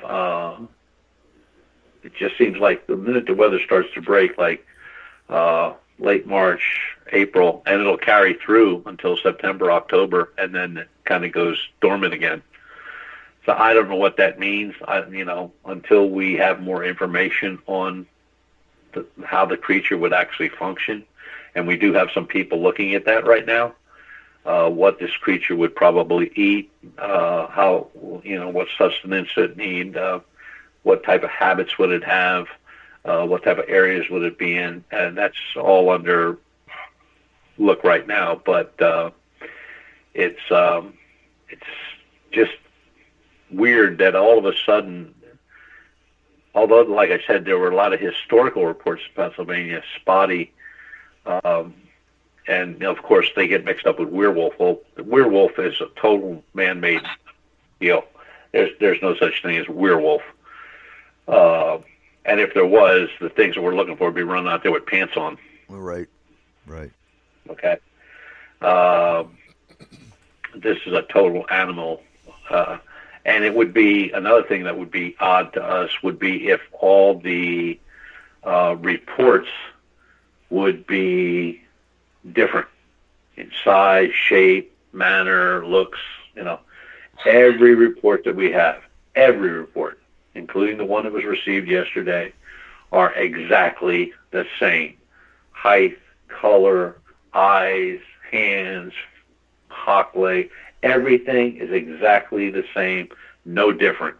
Now, that's very unusual because you would figure that people would have different heights, different color. That's where I separate dogman from the bipedal. Those dogmen, which are seen mostly in the western part of our state and in Virginia and Ohio, are seen on all fours. Our guy's never been on all fours. They're seen with different types of coats. Some are fluffy, some are long hair, some are short hair, some are multicolored, floppy ears, floppy tails. Well, we've never had any of that. Our guy has been described the same way, period, every time. The dogmen are much shorter on their hind legs, 4.5 to 5 feet. Then they drop right to the ground and run off. They've been seen scavenging in garbage cans around the Turkey Hill markets and stuff like that. There's nothing like that with the bipedal canine. So we're talking about two different things here. Okay, real quick, Megan's got a question. Do you have a hypothesis on lab-created versus natural cryptids, variations in behavior, attack patterns? Well, there have been a couple strange cases where you could put into the equation of a lab-created cryptid. Now, being that the military is not real happy with people like us running around asking a lot of questions, we may not get the answer to that. But there was a case in Maryland where a creature was seen, and then an old building that was a prison at one time was converted into a warehousing type of deal or something that has to do with Bureau of Prisons. Guy was making a delivery there, and he walked past a room where the door was kicked out from the inside. It was very badly damaged, and when he asked the guard what happened there, he said, it's just one of our pets tried to get out. So what that means, I have no idea. A pet, huh? Mm-hmm. Okay, and Tripp's got a question. Switching to UFOs real quick, and now we're getting close to the second hour, top of the hour. But it seems this past weekend there was a solar storm, auroras, and there seems to be a lot more UFO sightings. What's your thoughts on that, or was it a coincidence? No, that whenever there's solar storms, auroras, meteor showers, UFOs reports always pick up. They always have. Now, some of that is misidentification. People are seeing a shooting star and they think it's a UFO, or they're seeing a bolide, they think it's a UFO or a meteor. but it is sightings do pick up a lot during solar storms. Can I take that one step further? Sure. Do you see an uptake in cryptid reports during those times? Yes and no, and when I'm going to explain that. When I say yes, it's mostly when there are solar showers or meteor storms that we do not get reports. It's when you have events like solar eclipses, moon eclipses, sun eclipses, and meteor showers that we see an uptake in those reports. And Megan wants to know with that, is that because more people are outside trying to see the aurora or meteors? Yeah, I'm sure it is. Yeah. Now, I want to... Because people always ask me, how do you see a UFO? Right. Well, look up. Go outside. Yeah, look up. You know, I got to ask you, because we've seen a spike in UFOs just in the first, well, we're going on 4 months now. Have you noticed that on your team as well, that UFOs are on the rise? UFO reports right now in the state of Pennsylvania are up by about 15%. Abductions are up 10%. Agreed.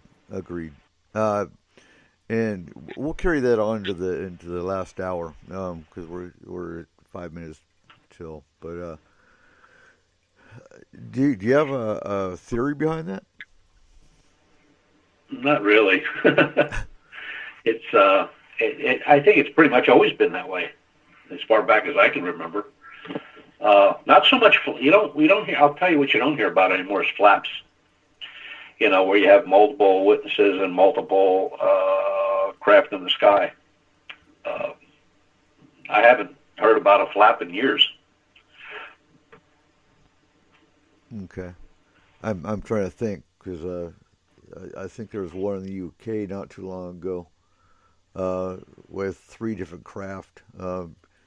Because when it comes to a flap, it's usually 3 or more, is it not? Well, yeah. Well, the definition of a flap is multi-craft and multi-witnesses. Right. Like Hudson Valley, New York, for example. Yeah, exactly. That would be a flap. That was multiple vehicles and multiple witnesses. For a couple of years at a time, I believe it was, wasn't it? Yeah. Yeah, it spread out over a few years. Yeah. And then it just suddenly stopped. But look at all the reports you had out in Arizona, and they suddenly stopped. Right.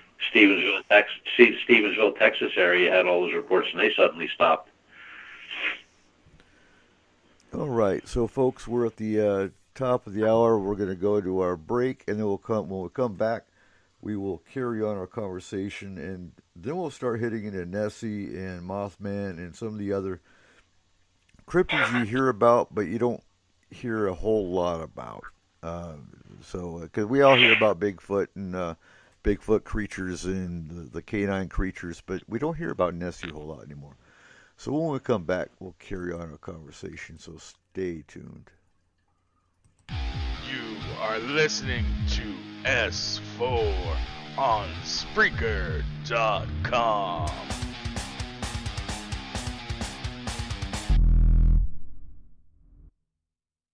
Well, hello there. Us here at S4 would like to remind you out there that the UFOI team weekly meetings are broadcast live on Facebook from Denny's, where America eats, each Monday night, 6 to 8 p.m. Pacific Standard Time at UFOI Team on Facebook. The UFOI team's gear, product store, and newsletter are located on their website at ufoiteam.com. To contact the UFOI team with your sightings report or a paranormal story, send an email to theufoiteam@gmail.com. Keep looking up and tell us your story. Forest Moon Paranormal is a non-for-profit emergency response team that handles all aspects of the paranormal, helping you, your family, friends, and community since 2004. Whether you're having a problem with hauntings, spirits, Bigfoot, other types of cryptids, or UFO activity. Maybe you're just unsure of what's bothering or terrifying you, or maybe you're just afraid of criticism and disbelief.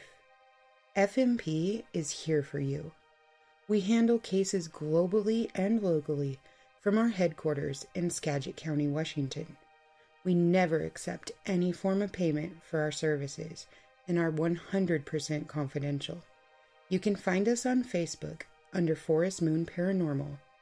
You can private message us for assistance, or just come join in the discussion and become part of our growing FMP community. Hello, my name's Cole Wegleitner with Statement of Sound DJ Productions. We do mixing, monitoring, recording, and editing for all your audio needs. For our local listeners in the Skagit area, we are taking bookings for your 2019 events and parties. We have a wide array of music from any genre. Please allow us to help you make these memories last forever. Contact us at 360-999-2830 or on Facebook at www.facebook.com/SOSDJPro.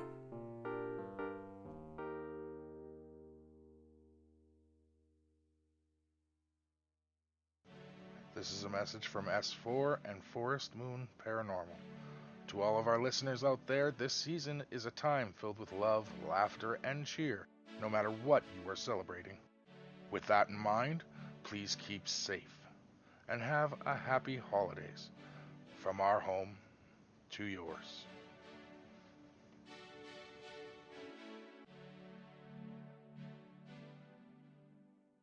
Have you always wanted your company or organization advertised on the radio, but thought it was too expensive or wouldn't reach enough customers? Let S4 be your platform for your radio advertisement needs. Now accepting advertisements and promos for the 2019 year. Contact us at 360-999-2830 for more information and pricing, or check out our website at www.s-4radio.com. You are listening to S4 on Spreaker.com.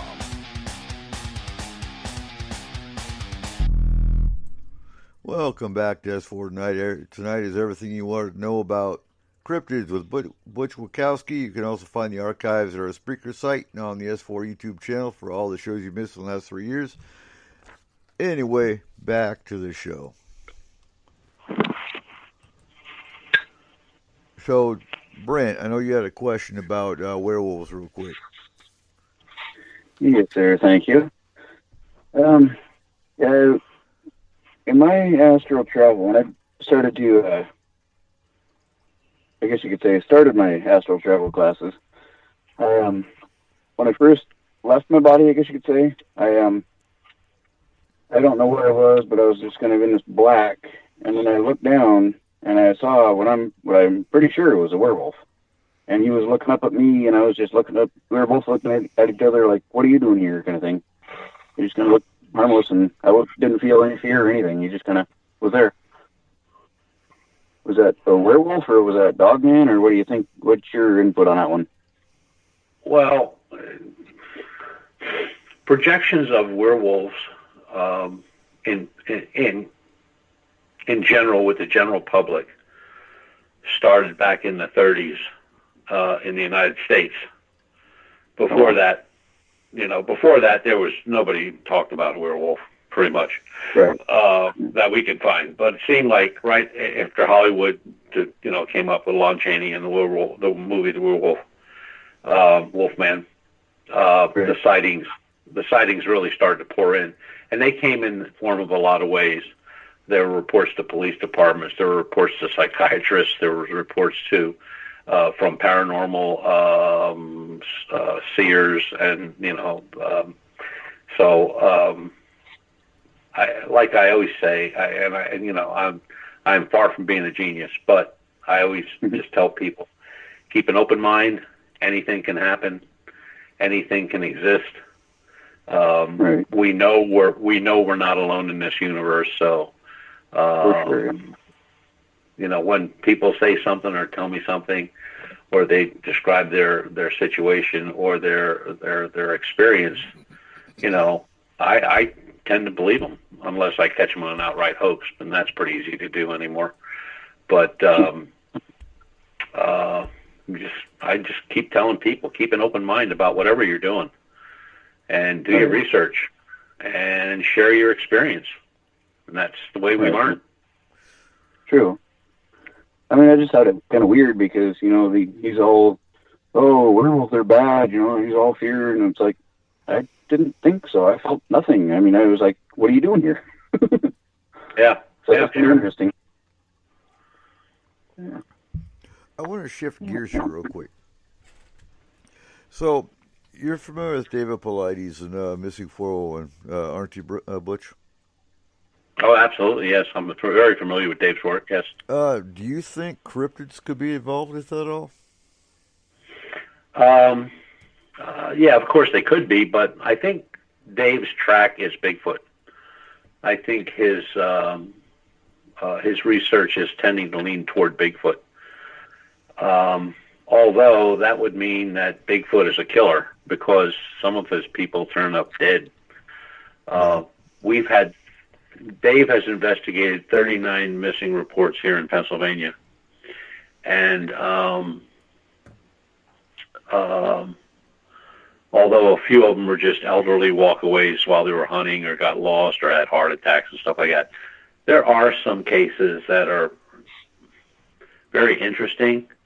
But one of the things that stuck out right away when he sent us his map and we got the 411 Eastern book, was with all the cases here in Pennsylvania, was the fact that pretty much all of them were children, and from very young, 3, 4, 5 years old up until 13, 14 years old. It wasn't a thing where they were all female or all male. It was a combination of both. Right. And I think his research is amazing. He puts a lot of time and effort into it, just like we all try to do. He's retired, as I am, so we have the time to do this. We do this full time. Mm-hmm. And, we can, unlike some researchers where, they might do one case every couple months, we work on our stuff on a daily basis. And although that doesn't make us any smarter, it makes us more coherent to the types of reports that we read and see. In my library right now, I got like 5 or 6 reports on the desk, plus the one we got last night.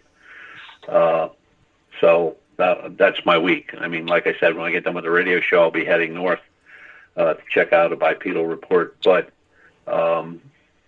the reports come in through the website, or, people contact me over Facebook or Twitter or whatever. And it's amazing for the amount of reports that are actually a report of something. There are that many questions from people that just want to get an answer, or are they going in the right direction? Is this possible? What do I think? Is there anything in my database for their area? That kind of stuff. And it does keep you busy. It really does. Oh, yeah. Oh, yeah.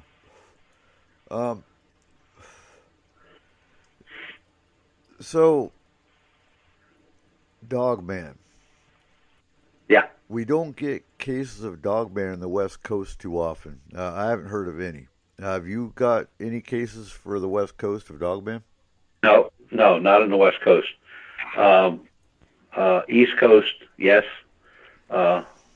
Down south, and when I say down south, I'm talking North, South Carolina, that kind of area, Georgia. You got Rougarou in Louisiana, Mississippi area. That's just French for Wolfman. Right. And those stories started back in the late 17th century. Some reports in the Pineys of Texas, East Texas, not many. That's pretty much it. I mean, there's not a whole lot. Now, if you're talking skinwalkers, the original indigenous skinwalker. All over the Southwest, there's stories everywhere of skinwalkers, and but West Coast not so much. Do you have a and that may theory be on that may be because of the population out there. I mean, although Washington and Oregon, those states are remote as far as we're concerned here on the East Coast, there's a lot of population. Plus, Northern California, California in general. I mean, there's a lot of people living out there where, and there's a lot of open land, woods and stuff like that. So out there's a combination of a lot of population and a lot of wooded area.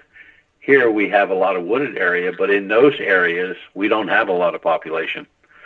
I mean, you could walk around, say, Clearfield County here in Pennsylvania, which is very heavily wooded areas, and the population is pretty much next to nothing. A couple hundred people here, a couple hundred there. That's pretty much it. Done. There's no industry anymore, or there's no industry in those areas. You got, one main road in, one main road out. So they're remote is what I guess I'm trying to say. Right. And then we have a lot of areas that have just closed down and moved away. I mean, abandoned whole towns. They may have been a mining town, or some type of manufacturing going on there, and it closed down. And when it closed down, the people left. But that's where we get the reports. Okay, gotcha. Now I'm going to throw one at you and see if you've heard any cases of a goat man. The goat man, I think, has pretty much been proven to be, an old wives' tale. Something that was brought up to scare kids.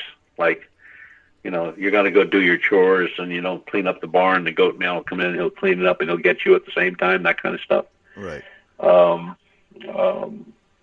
When you look at the old stories that go back in this state anyway, I mean, some of them are so bizarre. It's just crazy. And basically it's folklore. And, maybe someday this bipedal will be folklore. Who knows? But, it's at that point in time where you try to document and develop all the information you can so that if it is brought up later on, there is documentation for it. It's not folklore, and you can say that's a fact.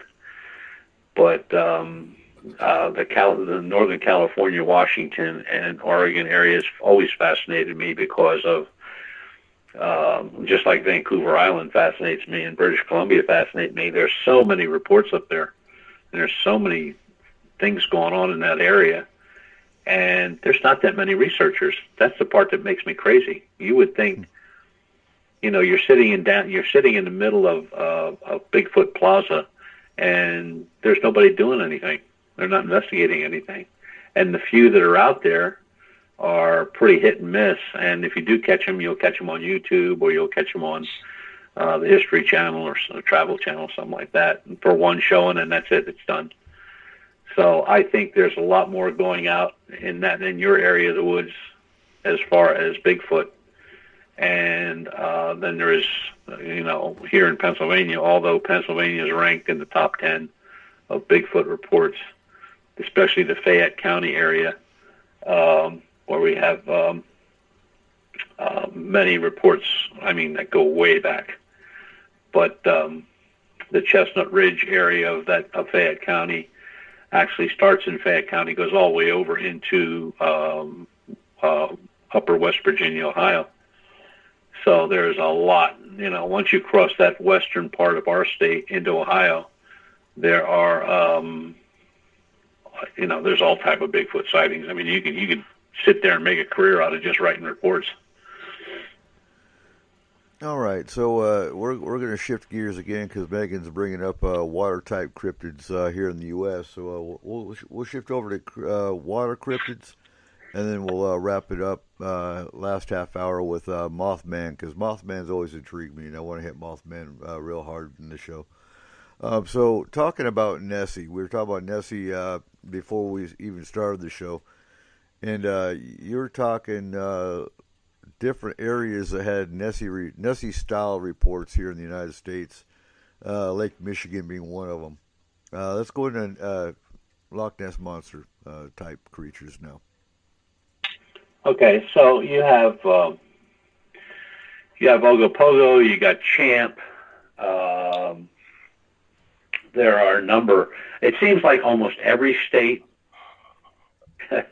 where there are large bodies of water, Great Lakes area, Pennsylvania, where we have large water, there's always some type of a water type cryptid.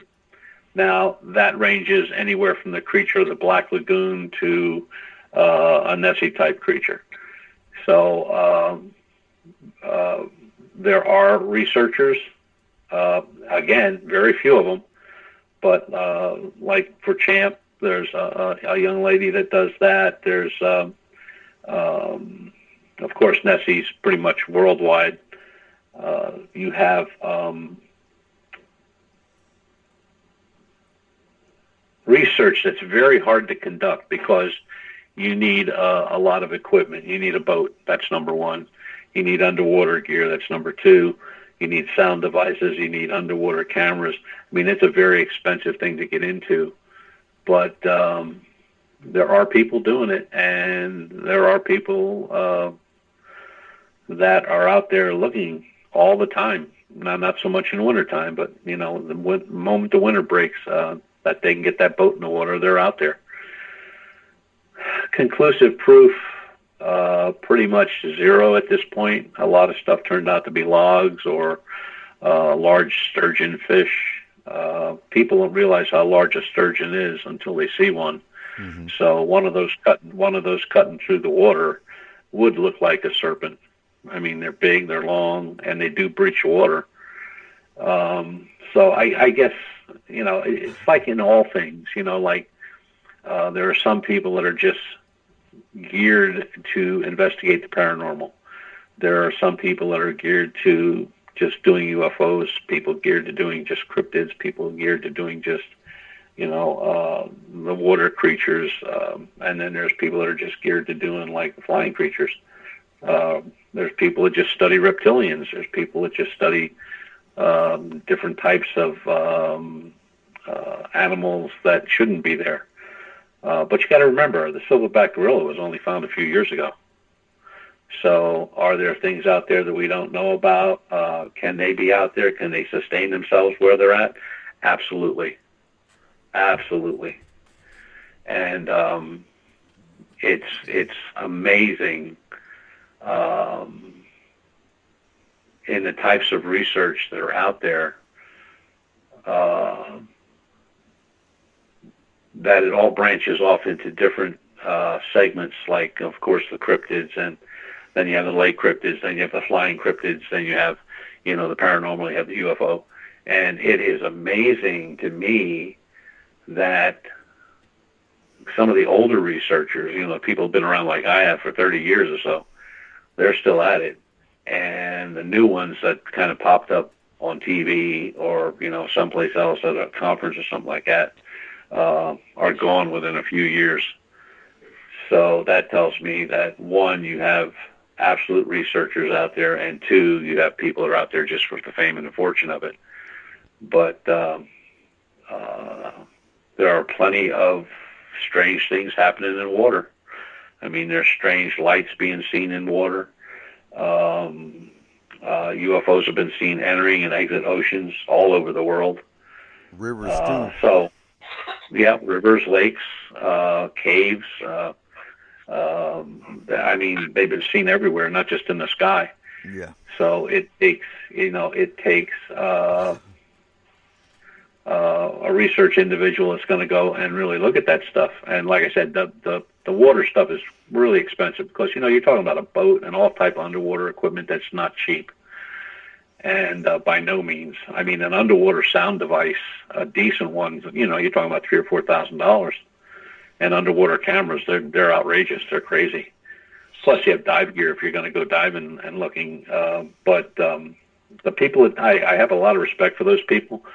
That although there are just a few of them out there that do that type of work, they've been doing it for a long time, and they don't give up. They keep looking, and they're doing it right. They use the proper equipment. They know what they're doing. They know how to do their research, and they're just good at what they do. And hopefully, they'll get an answer someday, or something will pop up somewhere, or a carcass will float to the surface, and they'll get their answer. Right. Now, what's your thoughts on mermaids? Folklore,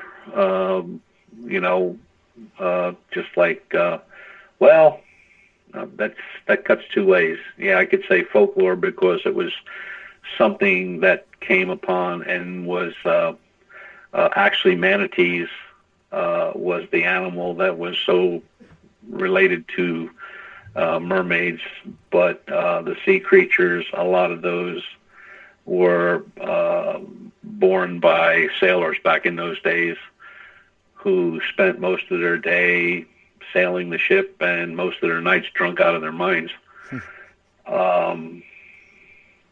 But you got to remember, too, giant squid, a lot of that stuff came into from the sailors out there about ships being attacked and by giant squid. And that was written off for a long time until a couple of those giant squids wound up on shore. And then the scientific community changed their mind about giant squid, just like the megalodon shark. That was an old wives' tale, an old sailor's tale, until they started finding teeth. Yeah. And then they changed their minds, like, wow. Then they actually found a skeleton of one. And, there's a famous picture on the internet of a guy standing inside the mouth, and he's 6 foot. And there's plenty of room around him, so there'd be you could fit 3 or 4 or 5 6-footers in there, and he'd still have plenty of room to chew. So, big creatures, did they exist? Yes. Do some still exist? Absolutely. I mean, one of those sunflower fish from the Pacific. You're talking about a fish a sunfish that weighs 1,800 pounds. Right. All right, let's shift gears again and start talking. So Mothman started, the first famous case was Point Pleasant, West Virginia with Mothman, correct? That's correct, yes. Were there any cases before Point Pleasant? No, not that were recorded. There were some similar type creatures in different parts of the country, like the Midwest, but not, they were seen once and that was it, twice at the most, where the Point Pleasant Mothman has gone on and been seen many times. And, of course, the Silver Bridge, they say that was, they pretty much made the Mothman to be a harbinger of death, is what it turned out to be. But seen by many people, still seen by many people. And I just like the reports out in Chicago, which are going on right now and have been for the last 2 years, of large flying birds or whatever they are, creatures of some sort. Mm-hmm. We've had those in western Pennsylvania, reports of those in western Pennsylvania over the years, not many, but over the years there have been a few. Right now out in Chicago and Illinois area, they're rampant. There's many of them, many reports. So do you think all I can say is, it is, they are what they are, and they, it's just hope somebody gets the right information and tags it. Do you think they've migrated, or do you think it's a different creature? No, I think there's a definite migration there because they're seen in in the very beginning. Most even though I'm on that team that's researching them, I'm only doing background research, so I'm not on the scene in Illinois. Mm-hmm. But from what I'm reading and what I'm looking at, they hug the waterline close. The Great Lakes, they're close to water all the time. Even when they're seen inland, If they are seen inland, they are seen, perched on top of a building, or flying around wharfs, and I don't know what that correlation is, because under Chicago, there's a whole other city under Chicago. I mean, there are tramways and railways and, stuff that's been abandoned for 50 years. And people got to remember, Chicago is actually built on rock and mud. That whole town is sitting on rock and mud and debris. It's not like that was dry land. That was actually water there. So all these old transits that they built, push carts type stuff and motorized things, where they could, a store on one side of Chicago could send over merchandise to a store on the other side of Chicago and never be up on the street. They'd be down underground. And lots of places under there that they could hide. And that's what a lot of the researchers are into now, looking into these old underground areas that are closed. But, when you think about it and you look at just a little bit of the U.S. history, there are underground areas all over this country. You got underground New York, underground Chicago, underground Pittsburgh. There's so many places where a lot of stuff was underground. And it's some stuff you have access to and some stuff you don't, but it's still there. So if you wanted to hide something, or if you were a being that wanted to hide, there's lots of places you could hide. They'd never find you. Seattle has a large underground community. Yeah, Seattle was actually built, there's the old Seattle, and the new Seattle was actually built on top of it, I believe, in the 1920s. So, there's a Seattle underground. New York's the same way. Philadelphia, New York, they're both the same way. They just built on top of things. They didn't fill anything in. They just built right on top of them. Yeah, I would think it would cause, instability. One would think. I guess this depends on how you build it. You're right. Chicago is loaded with tramways and old railways and subways that haven't been used since the 30s. They're all over that town. Mm-hmm. And New York is the same way. Chicago, many speakeasies operated underground. And nobody ever knew they even existed. But they were like little cities. And there are places around the world where there are actually inhabited cities that are underground. And have been since way back.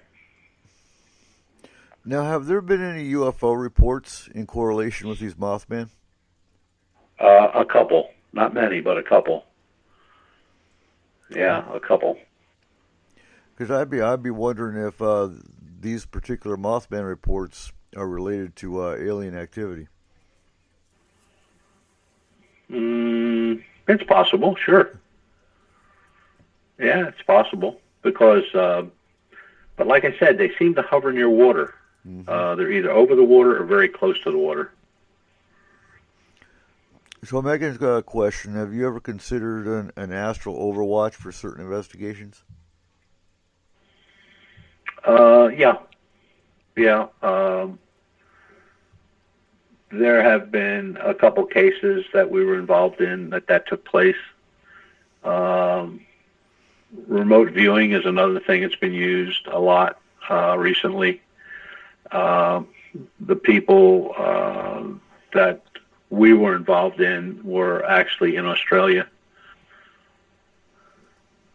But tell you what, if you don't know anything about that stuff and you watch it and you get the answer you're looking for, you're just amazed at how they do it. Right. You give them a set of coordinates and that's all they get.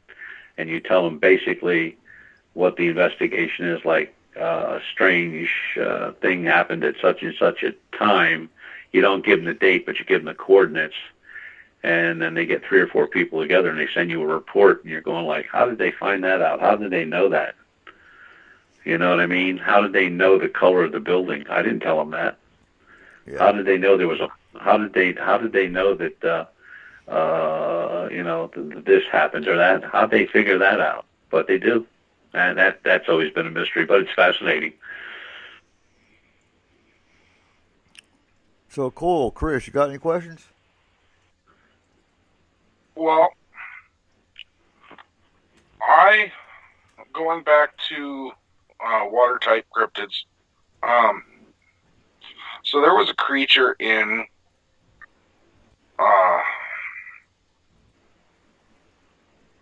the era of the dinosaurs. I can't remember which one, whether it's the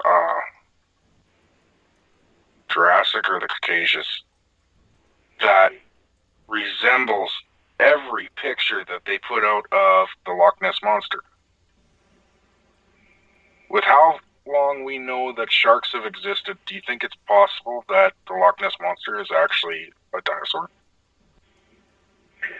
Well, you got to remember the loch itself is landlocked. I mean, there is no entrance in and exit out. That a creature could go in and out. And Megan just answered your question. She said it's a plesiosaurus, and and it's not like I had one guy. I heard it on a radio station. I laughed so hard I had to shut the station off because I couldn't talk. Where a guy said, well, his theory was that he found a baby dinosaur and he took it down and put it in the lake, and that's what's in the lake now. It's grown up.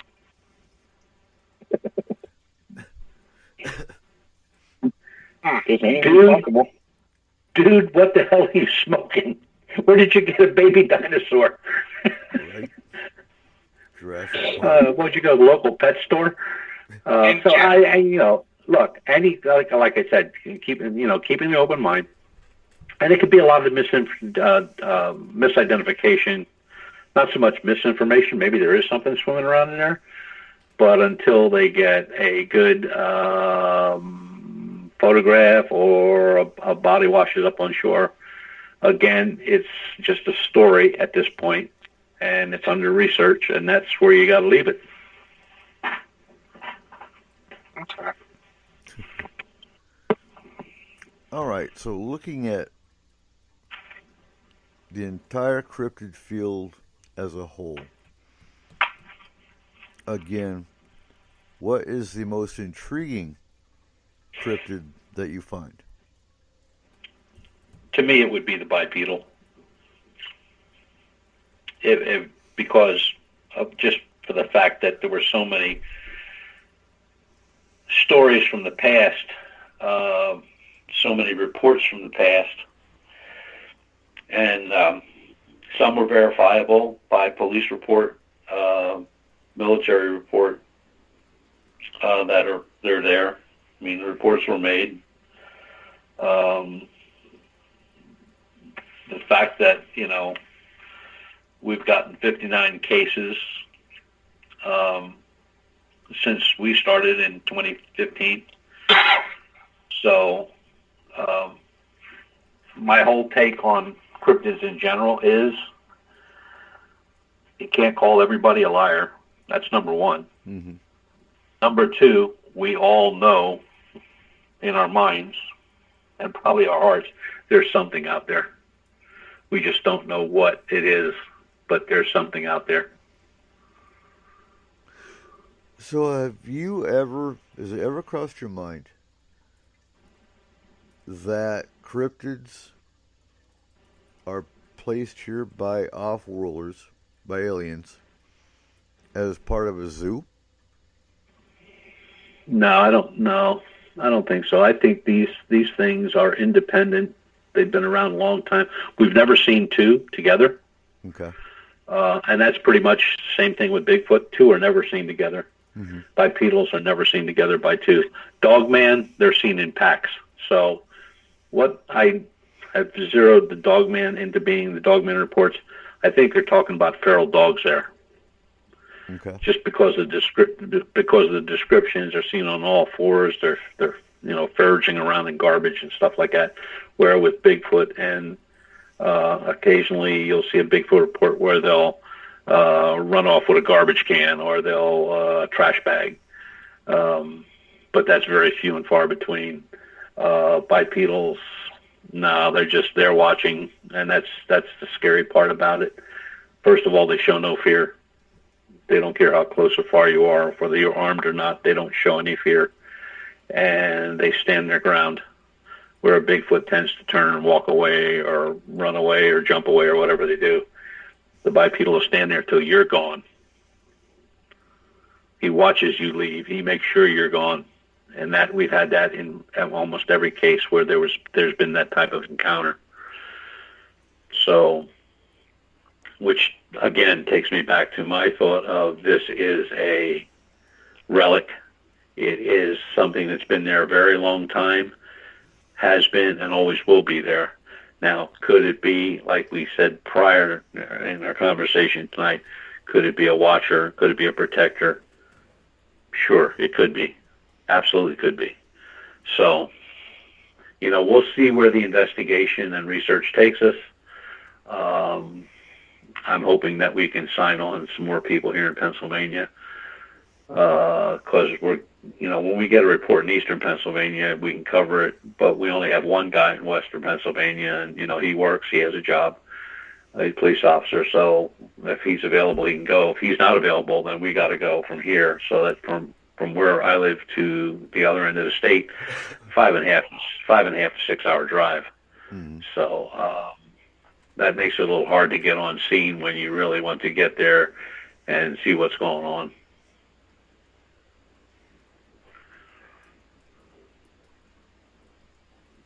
Absolutely.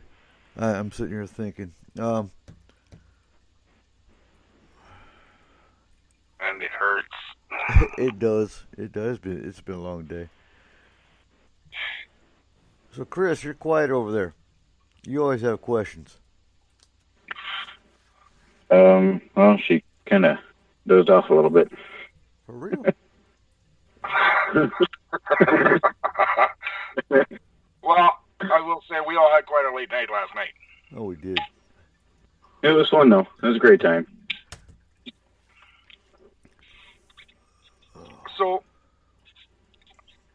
with the Mothman, and, okay, I'm going to ask this. With Mothman, lichens, a lot of Bigfoot, why are they viewed in such a bad light? Like, why are they to be feared? Well, I think with the Mothman, the excuse with the Mothman is, which made it a harbinger of death and destruction, is when the Silver Bridge collapsed. And it was just a few days prior to that collapse that this creature was seen sitting on top of the bridge. Right. I mean, that's what gave the bad rep to the Mothman, and it continues to this day. None of our reports for bipedals are like that, but there are prior reports like that of bipedals in the state that go way back. Like I said, the one from 1868 where the farmer's shooting at, taking a couple shots at this bipedal creature. So, and there were some injuries reported over time, not in our time period since we've been doing it, but before that we found some that there were people that were hurt and animals that were killed. The case that has really got us all that are involved in this around the country kind of extremely interested is a good way to put it, is this woman that was killed in North Carolina, and how she was shredded. She was ripped apart. And they have no idea what did it. They haven't got a clue. I mean, they've done all kind of testing for saliva, blood, claw marks. I mean, everything you can think of they've done already on this poor woman. And they have no clue of what killed this woman. No clue whatsoever. Never seen anything like it. The forensic guys that were working on it and the doctors, pathologists, they have no clue. Animal pathologists have no clue as to the wounds, but I mean, this one was just ripped apart. So what did that? It wasn't dogs, wasn't a wolf. They have no idea what it was. It wasn't a bear. The bear would have ate her. This thing just didn't eat anything. It just ripped her apart. That's a thrill kill. Mm-hmm. So I'll make it to the question, how often do police officers encounter cryptids in general? Are there any clips of dash cam footage or anything like that out there? There's some dash cam footage, and matter of fact, they're from up in Canada. They're pretty good. All the cryptids I ran into when I was a police officer, I locked up because they were just too drunk to stand. But a lot of dash cam footage is out there. But again, it's mostly in Canada, in very remote areas, and Alaska also. But there's a couple good ones on YouTube that you're going like, what the hell was that, you know? And yeah, it's out there. So what got you into the cryptid field? I mean, you're a ufologist, and then all of a sudden, cryptids. What was the what was the intriguing factor? The intriguing factor was I went like, what the hell is this? You know, I've never done anything like this. How I got it, why I got it, and it's still to this day I can't figure it out. But the guy said he was looking for, I forget how he worded it on YouTube, not YouTube, on Google, and the UFO Research Center of Pennsylvania came up. Only because we mentioned paranormal cryptid research in our website, and to that point we hadn't done any. And then he just got a hold of us, and it went from there. And I had a lot to learn. I had to do a lot of studying, a lot of research, a lot of talking to people, a lot of in the field to get what I've got as far as knowledge goes. Because before that, it's like you said, I was a ufologist. UFOs were my thing. Abductions, human mutilations, that was my deal. And when the cryptid came along, it was something totally new to me and something I had to learn all about. So it was like going back to school. So do you still do the like the UFOs? Do you still do research, that kind of stuff? Oh, absolutely, yeah, sure. Yep. So which do you find the most fascinating, UFOs or cryptids? I find them all fascinating. I really do. I don't find one better than the other. I mean, I can be just enthralled. I can be just as enthralled reading a UFO report as I can about reading a Bigfoot report or a canine report. So what's your most fascinating UFO report that you investigated? It was no investigation. It was the very first one I saw. Okay. And that was in 1989 in Tucson, Arizona. We were living out there and had some guys come in to put saguaro cactus in the yard, brand new home, and we were in the driveway. They were all done. We were just having a nice tea, and this object, which was about 3 football fields in length, about 6-7 stories high, some light green colored lights on the side, like 3 or 4 of those. It was just hovering above a mountain, totally burnt bronze in color, totally silent. We all saw the same thing. Neighbors saw the same thing. After a couple minutes, it just rose up and shot off into the west, and that was the last I saw that. And that was the beginning. Yep, that'll do it. That was the absolute beginning. Yep. I do have to say UFOs and everything are cool, but to dethrone the best hide-and-seek player in the world, that's like a dream come true for anyone. Yep. Yeah, that's going to be a tough one. So do you recall a video of what they called a Bigfoot? And I believe it was in Utah. It was a couple months ago. I think it was back in January. Did you ever get to see that video? No, I don't think so. No. Because I have my doubts. There's too many fakers out there. There's too many people that take what they say are Bigfoot, and I think they're faking it. What do you think is the motive of people that fake quote-unquote evidence? Probably 99% of them. You got to remember that, you got one group out in the west there that's offering $1 million for a Bigfoot, proof of Bigfoot, and they want a body. So that's pretty good deal there, because they're not going to find, if they haven't found a body in 50 some years, they're not going to find one now. And the $1 million, that guy's not got that sitting away somewhere. No. So I think some of these guys are their own worst their own worst enemy when it comes to hoaxing. They try to hoax stuff with Photoshop, and if they stop and think for a minute, we have Photoshop too. So what you put on there, I can take apart. Right. And once I take it apart, and I'm not afraid to label you as a hoaxer, I'll put it right on my website. And it happens in ufology all the time. I had a guy one time on a radio show say they're so hard to make up and this, that, and the other thing. And in a 5-minute span, I actually constructed one and put it on the website while I was talking to him. I said, "What do you think of this one?" He said, "Oh, that's fantastic. Where'd you see that at? Where is that from?" I said, "From my computer 10 minutes ago." He said, "Is that a hoax?" I said, "Yes, I just made it up. There it is. There's your UFO above the houses." I said, 10 minutes. And people will go to great lengths to hoax a UFO report. I had one person that took a Cessna 172 that was flying in the air overhead, took a picture of it, turned it upside down, blocked out the airplane, and just left the three collision lights, and changed the color on them. And what do you have? You had a triangle. The only thing is, the minute I started peeling off the layers, I think I got to the 4th layer when I could read the tail number on the plane. And when I got to the 7th layer, I could see the landing gear. And I published it too. I said, "Here's your fantastic UFO that you saw." Yeah. Those people need to be labeled. And that was the last we heard of. Last we heard of that guy.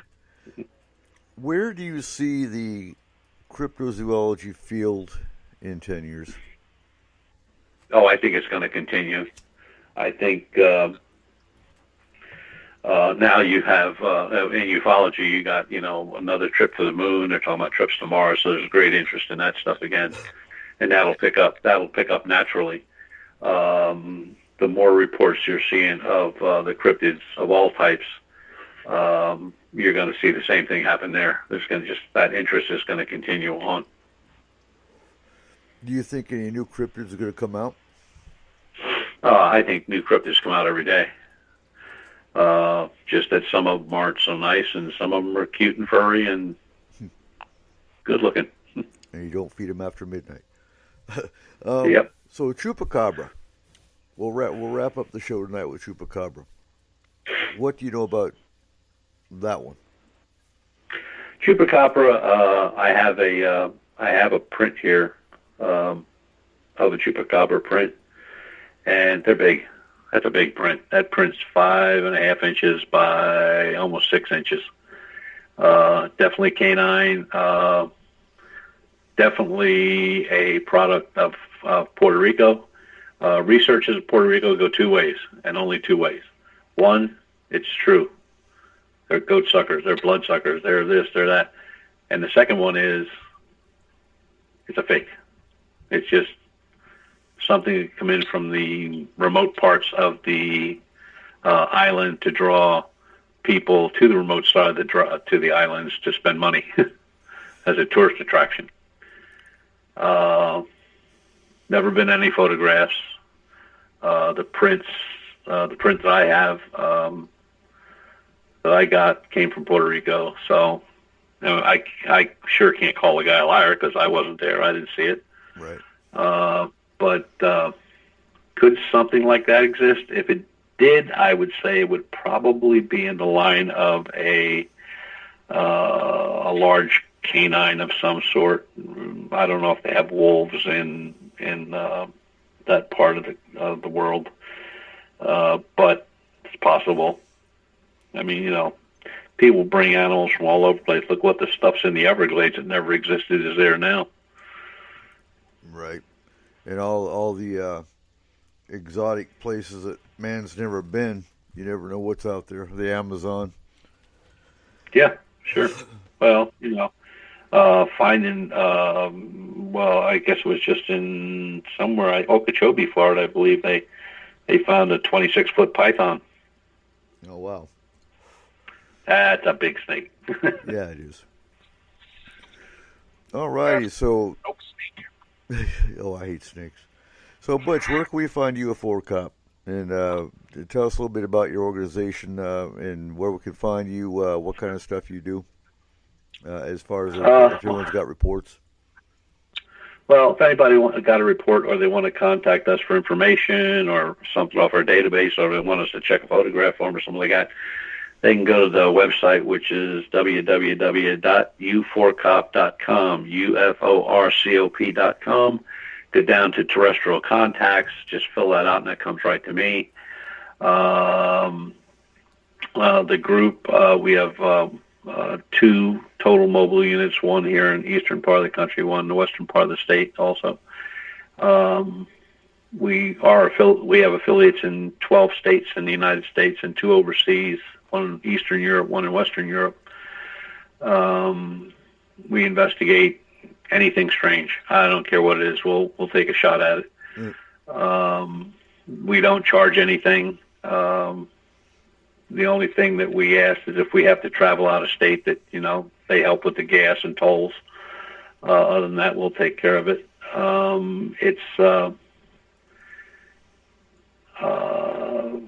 We probably give out as much information. They can get us on Facebook also. Facebook under Butch Witkowski. There's another one under U4Cop. There's another one under UFO Research Center, Pennsylvania. And there's another one under JAR Magazine, which is a publication that we picked up when the person that was running it, Elaine Douglas, passed away. We took over for her.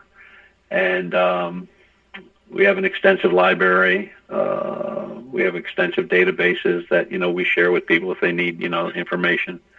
Just drop me a line and we'll take it from there. All right. And one last question too.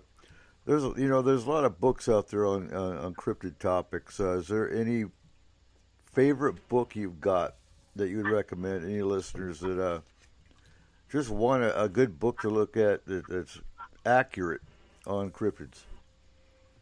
I would say get a hold of the Lichen Reader, and that's what it's called, the Lichen Reader.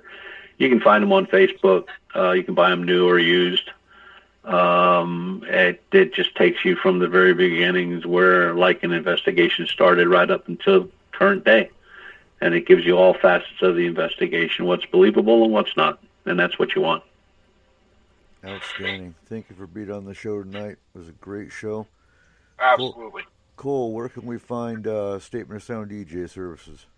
You can find us at on Facebook at www.facebook.com/SOSDJPro.